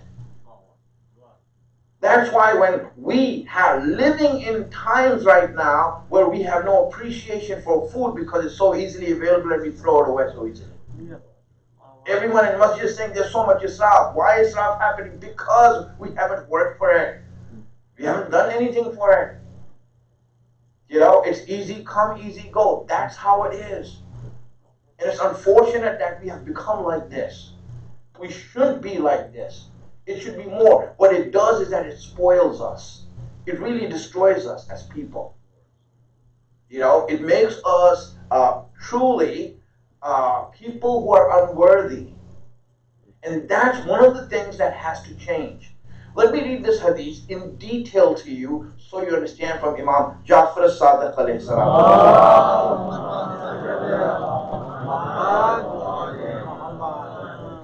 And why?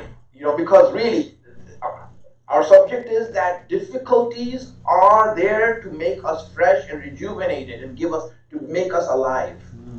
If we don't go through difficulties and hardships, then it means that we slowly start to rot away and decay. Imam says, Ja'ilul khubz mutahazzaratun la yanalu illa bil hila wal harakat. He says, Allah has made bread such that it can only be obtained through hard work. Bread is one of those things that you see it's not easy to make. You know, there's so many processes that it has to go through. You know, grinding the wheat, making the flour, then making the dough.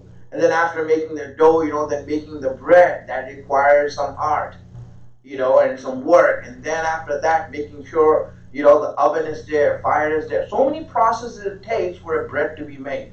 So Imam is saying that Allah has made bread such that it's hard to make.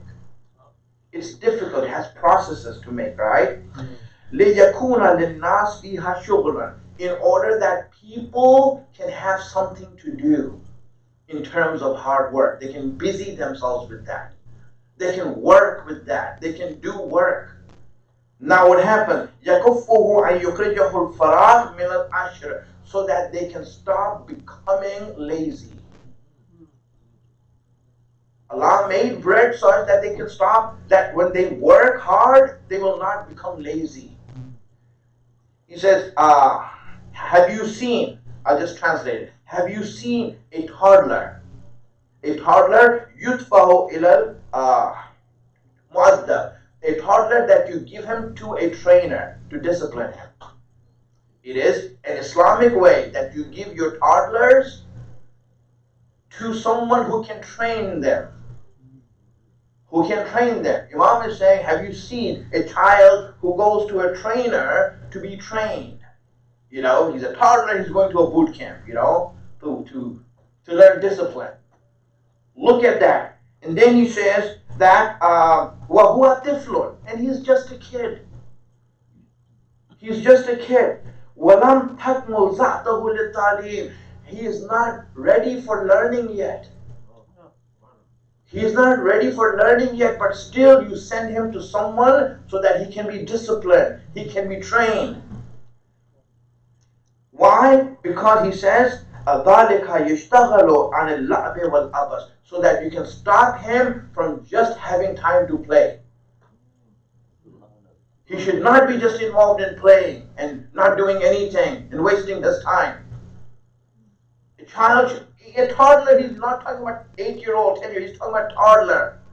You know, 4-year-old, that you send him to someone to be trained and that they can make him do activities in order that he doesn't get spoiled, that he doesn't become lazy, that he doesn't get used to just playing and become a couch potato. You know, that you send him there. And then he says, Rubbama, and if he does become that, if he does become spoiled, then what happens? Rubbama janaya alayhi wa ala ahlihi al-makruh al-adhim. He will become a major problem for himself and his family. If he's not gone through that discipline, he will become a problem for himself and his family. You will see how this kid is being raised. You have to put him through that. Don't Don't make him waste his time and not do anything and just play around. He needs to be under tutelage and supervision of a trainer. That's the only way he's going to become good. Otherwise, he's going to decay and become rotten. Then he says, وَهَكَذَا إِنسَانٌ. The same is with adults. The same is with adults. لَوْ خَلَى عَنِ الشُّغْلِ. If they are not working, if they are not doing anything, just hanging out, not doing anything, he says, لَخَرَجَ مِنَ الْأَشْرِ وَالْأَبَسِ. They will start rotting. They will decay. My friends, it is hard work that makes us fresh. It's difficulties that make us fresh. Imam says, "أُعْتُبِرَ وَبِذَلِكَ بِمَنْ نَشَأَ فِي الْجِدَّةِ وَرَفَاهِيَّةِ الْعَيْشِ." He says, look at that boy, look at that man who has been raised in an affluent house in ease and comfort. You look at that person, how useless that person is.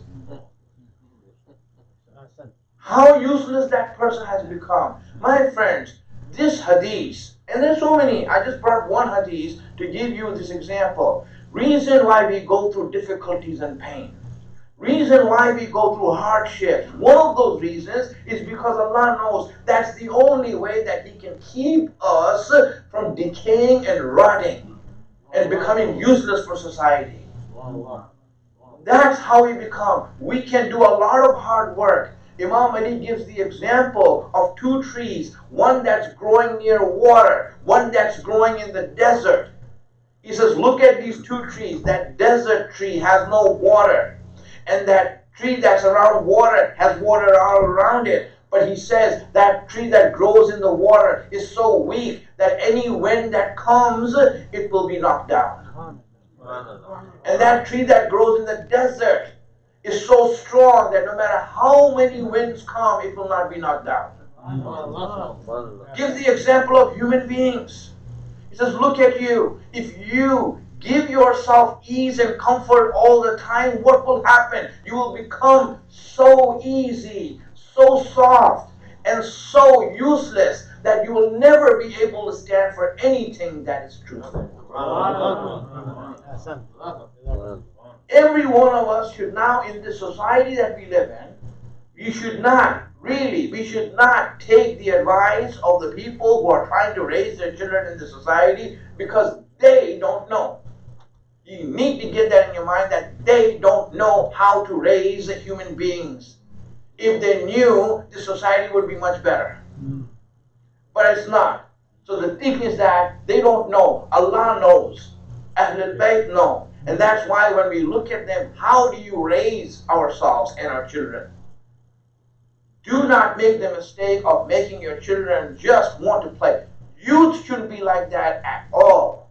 Youngsters, a youngster came in front of Rasulullah. He came in front of him, and Rasulullah spoke with him, smiling, as Rasulullah is. Very good akhlaq. He's always perfect.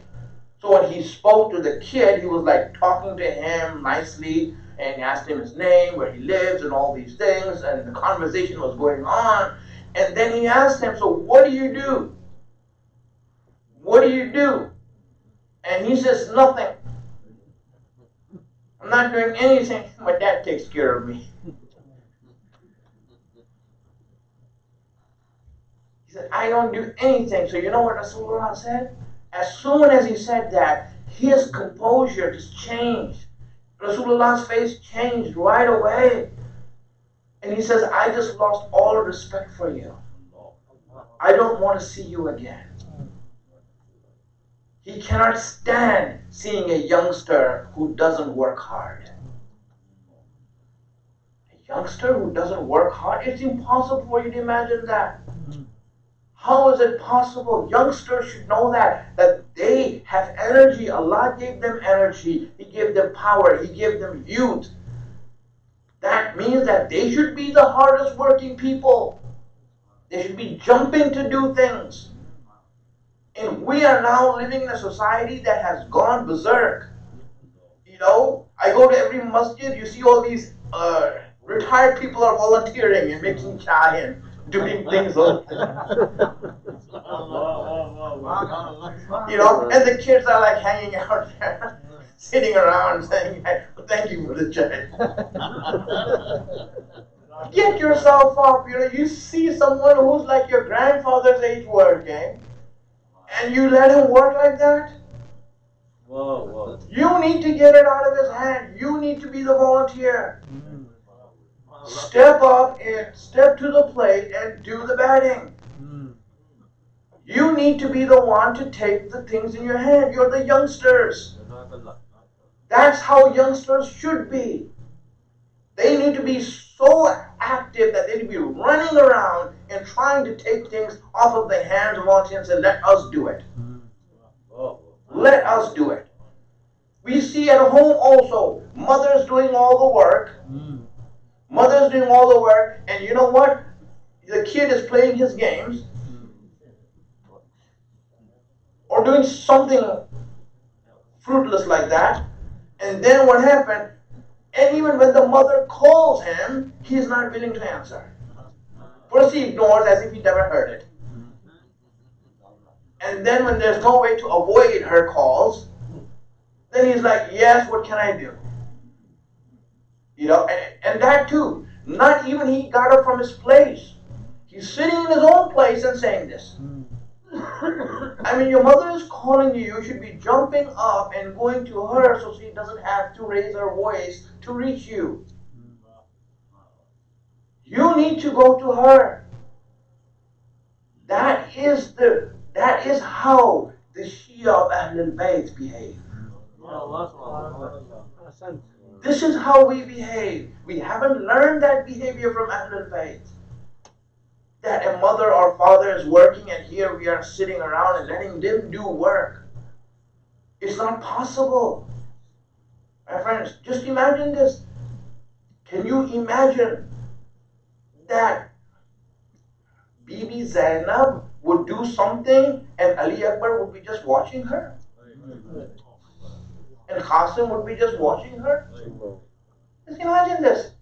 It will not, in their minds, it is impossible. Impossible. Imagine if Ali Asghar is crying. You think that they'll say, oh, he's crying, let the mother handle it. Whenever Ali Asghar was crying, 10 youngsters would be around Rabab and saying, here, let me take him.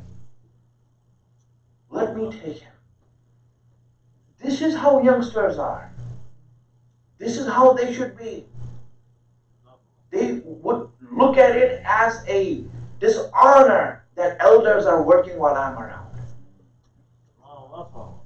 Should be a dishonor for them. This is an encouragement for every youngster that the example of Ali Akbar is what? Hazrat Qasim is what? Look at these youngsters who are running around, taking care of everyone in the caravan. Everyone. All these youngsters of Bani Hashim, look at them. The whole journey, no lady would have to do any work. If Bibi Zainab even hinted at wanting something, you will see a host of youngsters around her and saying, let me do this for you. Let me bring it for you. This is the way youngsters should be, my friends. Hard work. Don't be afraid of it. Fall in love with hard work. It's not that you can't do hard work. I know you work out 4 hours in the gym. When you come home, you can't help 4 minutes to take the garbage out. There's something wrong. You have to really, my encouragement is look at the example of Ahlul Bayt. And there we learn what it means. Hardship is a beautiful thing. For youngsters especially, it should be their life. I want to prove I'm the youngster here, the youth here. Prove that. They truly, all the ladies, Rabab, Zainab, Kulsum, all of them, they were like indulged by these youngsters of Bani Hashim. That is why the journey back was so difficult. Really, that is wise. You know, I mean, if they didn't have anyone going there, maybe it wouldn't be so hard going out. But for them, truly, it was hard. It was hard. Now, you know, there is no sound of any youngster. Anytime they needed water, they would see which one is running towards them to get it, and there's no one there.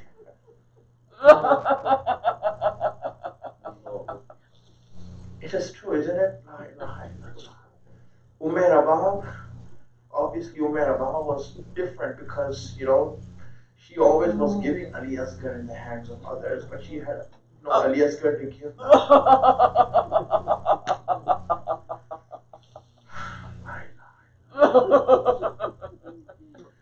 You know, we are at the end of the days of Azadari. Days of Azadari, you know.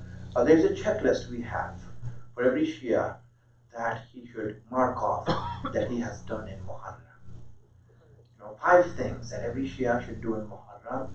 Maybe if you haven't done it this year, next year you can do that when Muharram comes. You know, some of these things are like that. You know, checklist as to what you should do in when Muharram comes, when these days of Azadari they come here. It is said that you should fast on the first day of Muharram. If you haven't done so this year, next year, the first day of Muharram for every Shia, he should be fasting the first day only. It is highly recommended. Imams used to fast the first day, and they used to say that.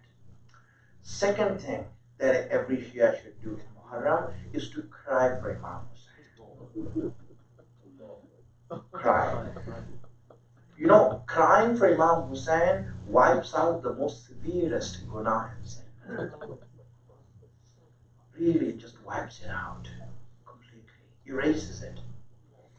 La ilaha illallah. Third thing that you should do for Imam Hussein, for Muharram, is to do the ziyarat of Imam Hussein. Ziyarat-e-Ashura, Ziyarat-e-Warisa, whatever ziyarat you can do. If you want to meet Allah without any sins, then read the ziyarat of Imam Hussein. Do that. Read the ziyarat of Imam Hussein. Number 4, say as much as you can, Ya laytani kuntu ma'akum. Say as much as you can. I wish I was with you, Hussein. I wish I was with you. As much as you can, you should say it in Muharram. That's it. And number 5, you should go to a lot of majalis. My friends, anywhere and any place you hear there's a majlis, try to go there. Do as much as you can. All of these majalis that are here, go to all these majalis. Attend all of them, any place that you can find. And after you attended it frequently and a lot of majalis, then look deep into yourself. Look deep into yourself and ask yourself the question, are you tired? Are you tired of listening to Imam Hussein? Did you have enough? Is it enough for you?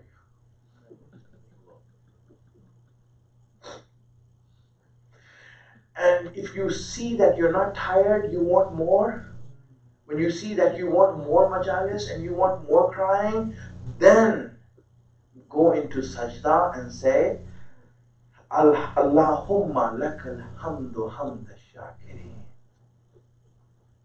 Then say, Allah, thank you for this love that you have given me for Hussein. After all of this, I'm not tired of Hussein.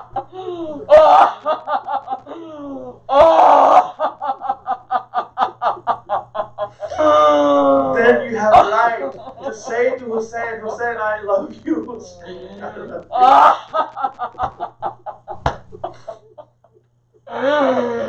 It was hard. It was hard for this caravan to go back from Karbala. It was hard for them to go without children.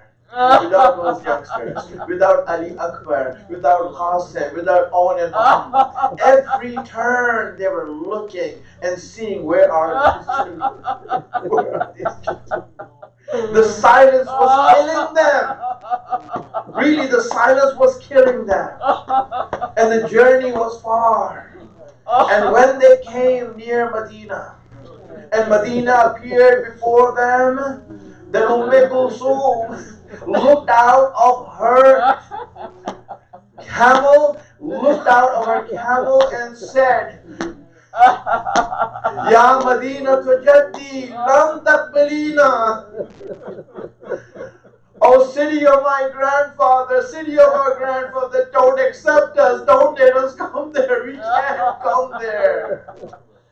It's so hard for us to come back and see that our children are not with us, our family is not with us. When Imam Zainul Abidin heard the cries of Kulthum, then he came to Kulthum and Zainab and said, Aunts, if you do not feel like you want to go into the city, I will stop here. I will stop here if you want, and I will send Bashir to go and tell them first.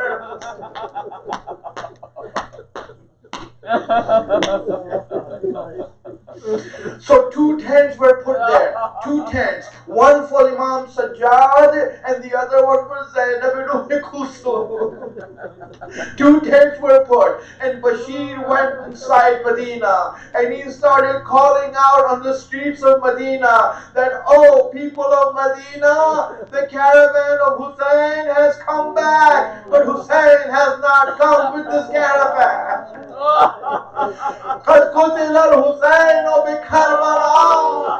Hussein has been killed in Karbala. When he announced that, everyone started coming out from their homes. They said, what are you saying? He said, yes, Hussein has been killed in Karbala. Hussein has been killed in Karbala. Now his family is back. Come out and greet them and come out and meet them first. So from everywhere people came out. They came out in groves and they went out to meet. And when they went there, at first they saw Imam Zainul Abidin. When they saw Imam Sajjad, Imam Sajjad had a handkerchief in his hand and he was crying so much that he could not speak. He was just crying when he saw the people come home. Everyone was coming, and then they asked Bashir, you said the caravan is back. What is it? There's only one person here. Only one person is here. So where is Ali Akbar? Where is Qasim? Where is Ola Muhammad? No one has made it back. They all have been killed. Only man left is Imam Sajjad. Imam Sajjad thanks the people for coming. And they now take, and with them they start going into the city. And when Baneen hears that the caravan is back, she goes to the 5-year-old son of Abbas, grabs his hand and says, come on, your father is back, let's go. Your father is back. So now when they went out and she says, what happened? They said, Hussein has been killed. He says, what do you mean Hussein has been killed? What do you mean Hussein has been killed? Where was my Abbas when Hussein was there? They said Hussein, no, before Hussein, Abbas was killed. And the arrangement is made now. The arrangement is made for them to come inside. And Zainab and Kulthum, just imagine them coming to the city of their grandfather. How hard it is that they left here with Hussein. with Ali Akbar, with Abbas and Qasim, and now they have come back empty-handed. No one is there. Then they came back. Zainab and Imam Sajjad take the caravan and they go straight to the Haram of Rasulullah. They first go to the Haram of Rasulullah, and when they go to the Haram of Rasulullah, Zainul Abidin stops and says, let his aunt go forward. Bibi Zainab goes forward. Then she starts to present the case in front of Rasulullah and said, Ya Rasulullah, Hussein has been killed in Karbala. They killed our family. They killed our children. They made us hostages. They made us prisoners. They took us from one place to another. She starts to go on and speak about everything. As she's speaking, everyone is crying. They're all beating their heads and crying. And as she's crying, as she's saying, there's something, she said, looks around to the left, looks around to the right, then come close to Rasulullah's grave. And in a whisper she says that, Ya Jaddi, oh grandfather, oh grandfather, because of these non-Mahram people around, I cannot show you the sign of growth on my hand. When she gave, when she gave her final statements there, it is said that all of a sudden Zainab now gets up and starts walking away and starts walking fast. Zainul Abidin goes behind, Kulsum goes behind. She starts running. In a fast pace, she starts running. They wonder where is she going, and then she goes and drops down on the grave of her mother, Fatima.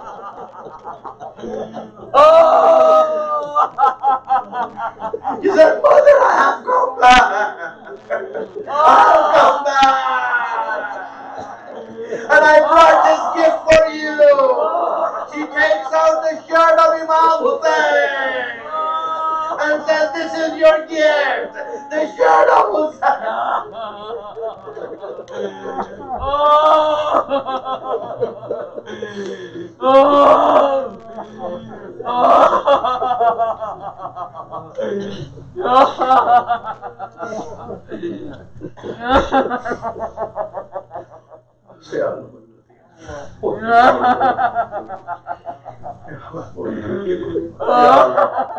Ya Fatih Resulullah. Allah give us a tawfiq to be able to give the wisdom and understanding of our loss. Peace to the reappearance of Allah. Make us as hard for one who comes. Matam Hussein.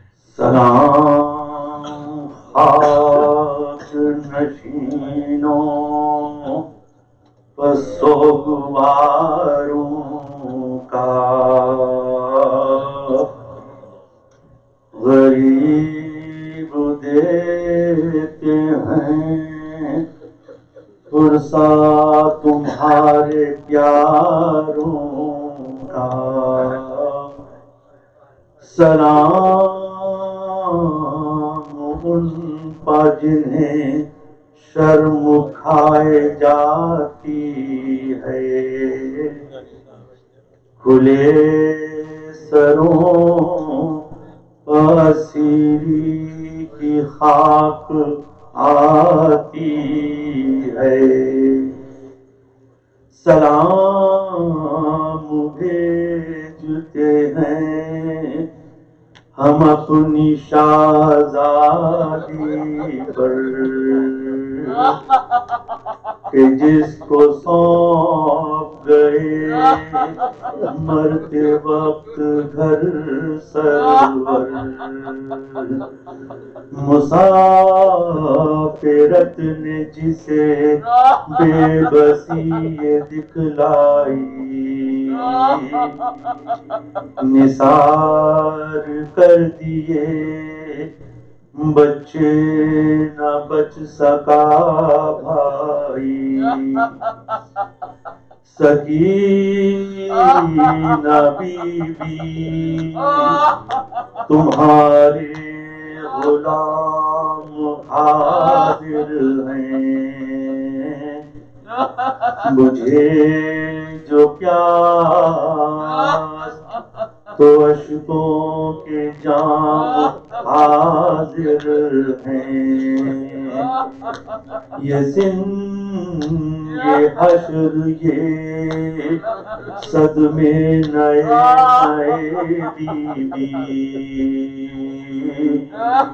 کہاں پہ بیٹھی ہو خیمے تو جل گئے be زمین گرم یتیمی کی سختیاں بی وہ سینہ جس پہ کہ سوتی تھی اب کہاں بی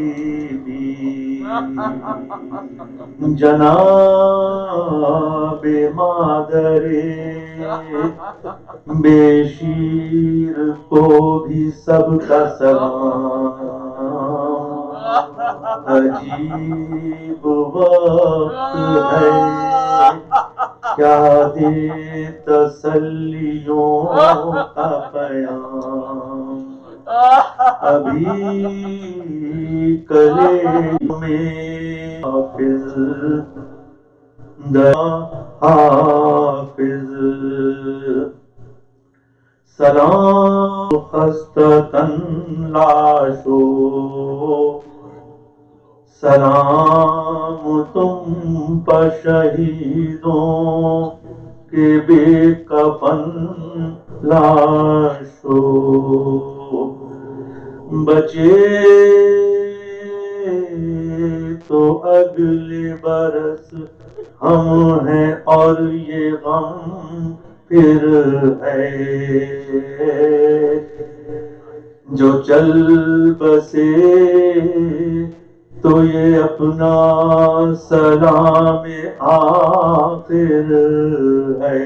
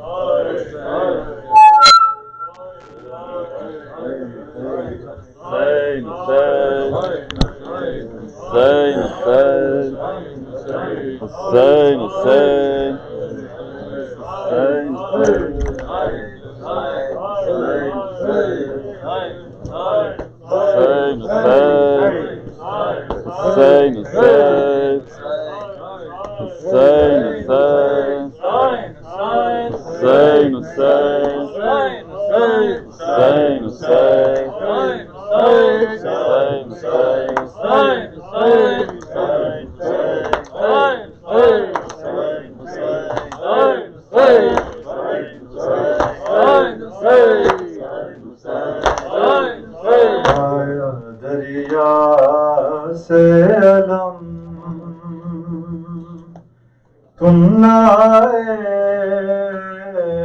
آباد، آیا دریا سے علم، تم نہ آئے آباد، آیا دریا سے علم، تم نہ آئے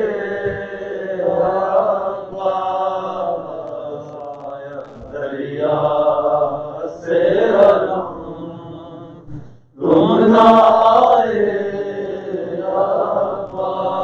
ہائے صدقہ ویلا، ہائے صدقہ ویلا، ہائے ہائے عباس، آیا دریا سے علم، تم نہ آئے عباس، آیا دریا سے علم، تم نہ آئے عباس، آیا دریا سے علم، تم نہ آئے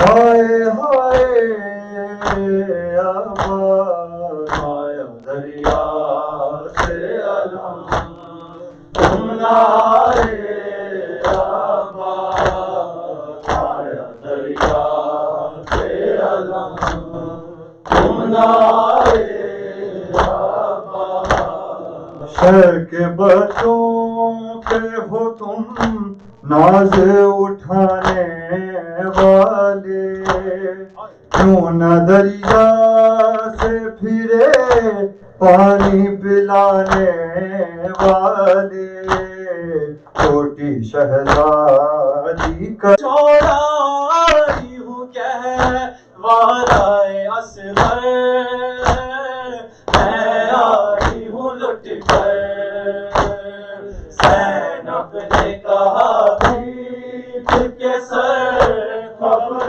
نبی پر میں آئی ہوں لٹ کر بابا کو بلاتی رہی رو کے سکینہ کیا شاہ مدینہ یا شاہ مدینہ یا شاہ مدینہ زندہ میں قضا کر گئی شبیر کی دختر میں آئی ہوں لٹ کر زینب نے کہا دید کے سر خبر نبی پر میں آئی ہوں لٹ کر تاراج ہوا فاطمہ زہرا کا بھرا گھر میں آئی ہوں لٹ کر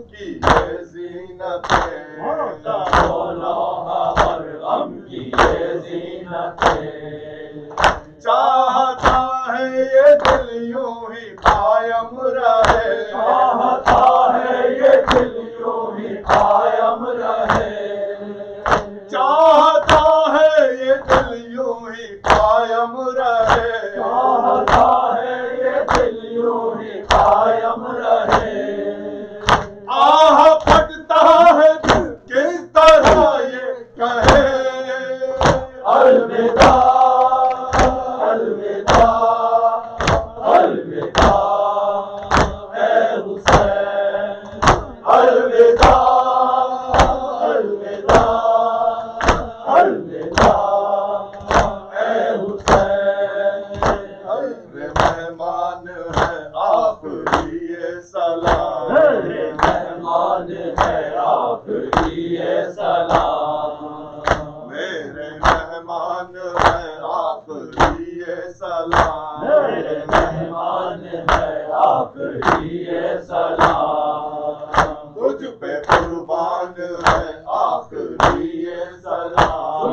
قربان ہے آپ کی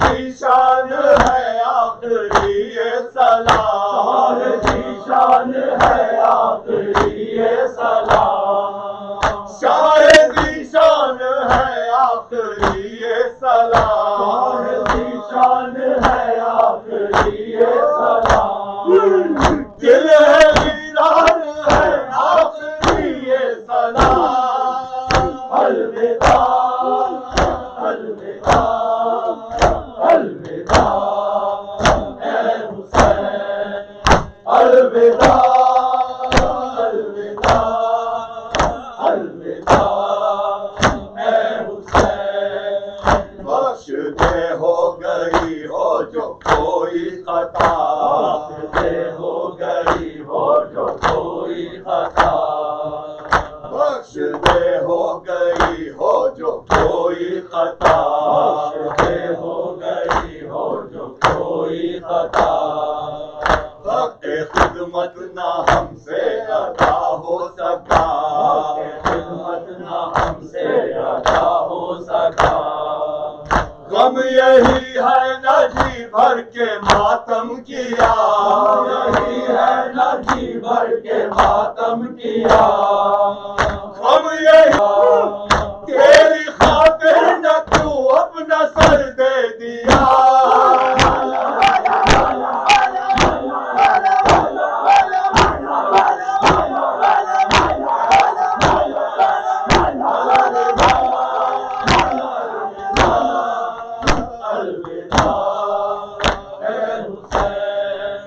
گرجیے سال بھر پھر کریں گے یہ کام، گرجیے سال بھر پھر کریں گے یہ کام، گرجیے سال بھر پھر کریں گے یہ کام، گرجیے سال بھر پھر کریں گے یہ کام، روئیں گے پھر تیرے غم میں مل کر بہار، روئیں گے پھر تیرے غم میں مل کر بہار، اور اگر مر گئے تو یہ ہوگا عذاب، اگر مر گئے تو یہ ہوگا عذاب، اور اگر مر گئے تو یہ ہوگا عذاب، اگر مر گئے تو یہ ہوگا عذاب، ہائے افسوس جی بھر کے روئے نہ، الوداع الوداع الوداع اے حسین، الوداع الوداع الوداع اے حسین، مومنو غم کی یہ آخری رات ہے، مومنو غم کی یہ آخری رات ہے، مومنو غم کی یہ آخری رات ہے، مومنو غم کی یہ آخری رات ہے، ویدائے نم کی یہ آخری رات ہے، ویدائے نم کی یہ آخری رات ہے، اشک پیغام کی یہ آخری رات ہے، اشک پیغام کی یہ آخری رات ہے، اشک پیغام کی یہ آخری رات ہے، اشک پیغام کی یہ آخری رات ہے، شہ کے ماتم کی یہ آخری رات ہے،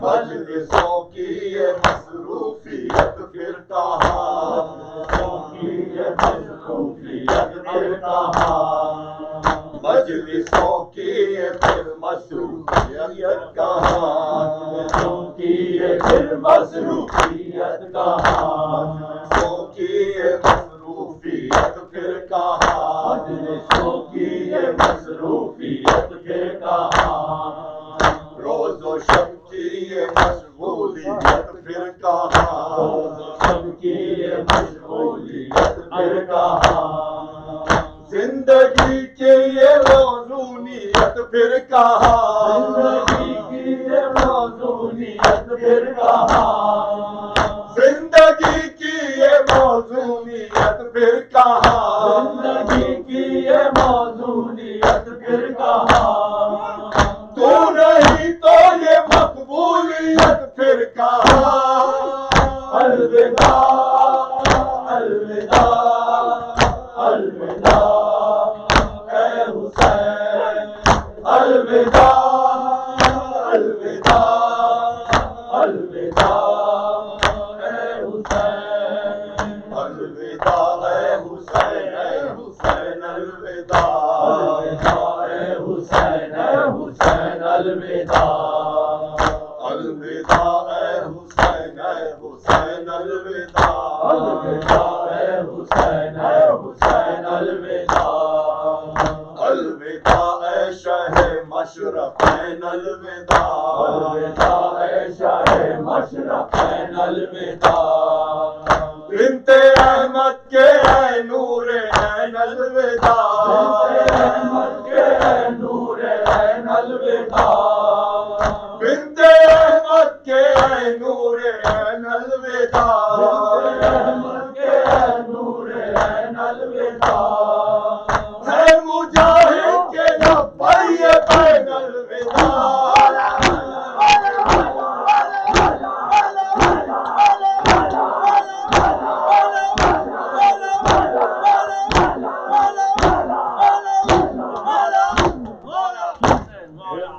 زہرا واویلا، ابن زہرا واویلا، ابن زہرا واویلا، ابن زہرا واویلا، ابن زہرا واویلا، ابن زہرا واویلا، واویلا صد واویلا، ابن زہرا واویلا، واویلا صد واویلا، ابن زہرا واویلا، خاصما واویلا، ابن زہرا واویلا، خاصما واویلا، ابن زہرا واویلا، اکبر واویلا، ابن زہرا واویلا، اکبر واویلا، ابن زہرا واویلا، اصغر واویلا، ابن زہرا واویلا، اصغر واویلا، ابن زہرا واویلا،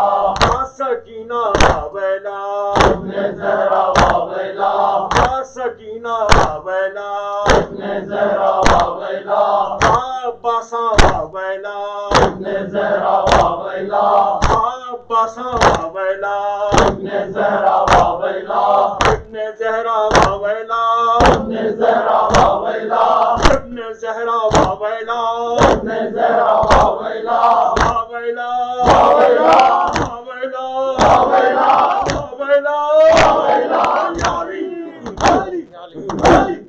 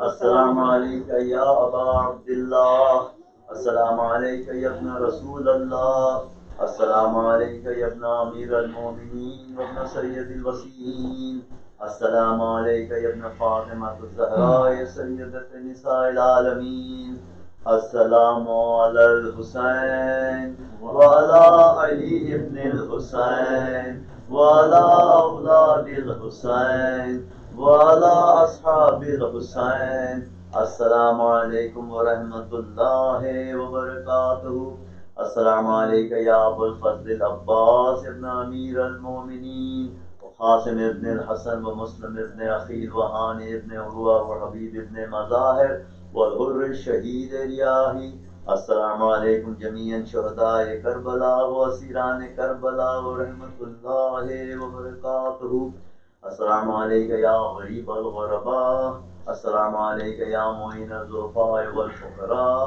السلام علیکم یا مغیث الشیعۃ والزوار فی یوم الجزاء، السلطان یا ابو الحسن یا علی ابن موسی الرضا، روحی و جسمی لک الفداء ورحمۃ اللہ وبرکاتہ، السلام علیکم یا مولا یا صاحب العصر والزمان، الامان الامان الامان، السلام علیکم یا خلیفۃ الرحمن، السلام علیکم یا شریک القرآن، السلام علیکم یا مظہر الایمان، السلام علیکم یا امام الانس والجان، عجل اللہ تعالی فرجک وسہل اللہ تعالی مخرجک وظہورک وجعلنا من اعوانک وانصارک ورحمۃ اللہ وبرکاتہ، صلوات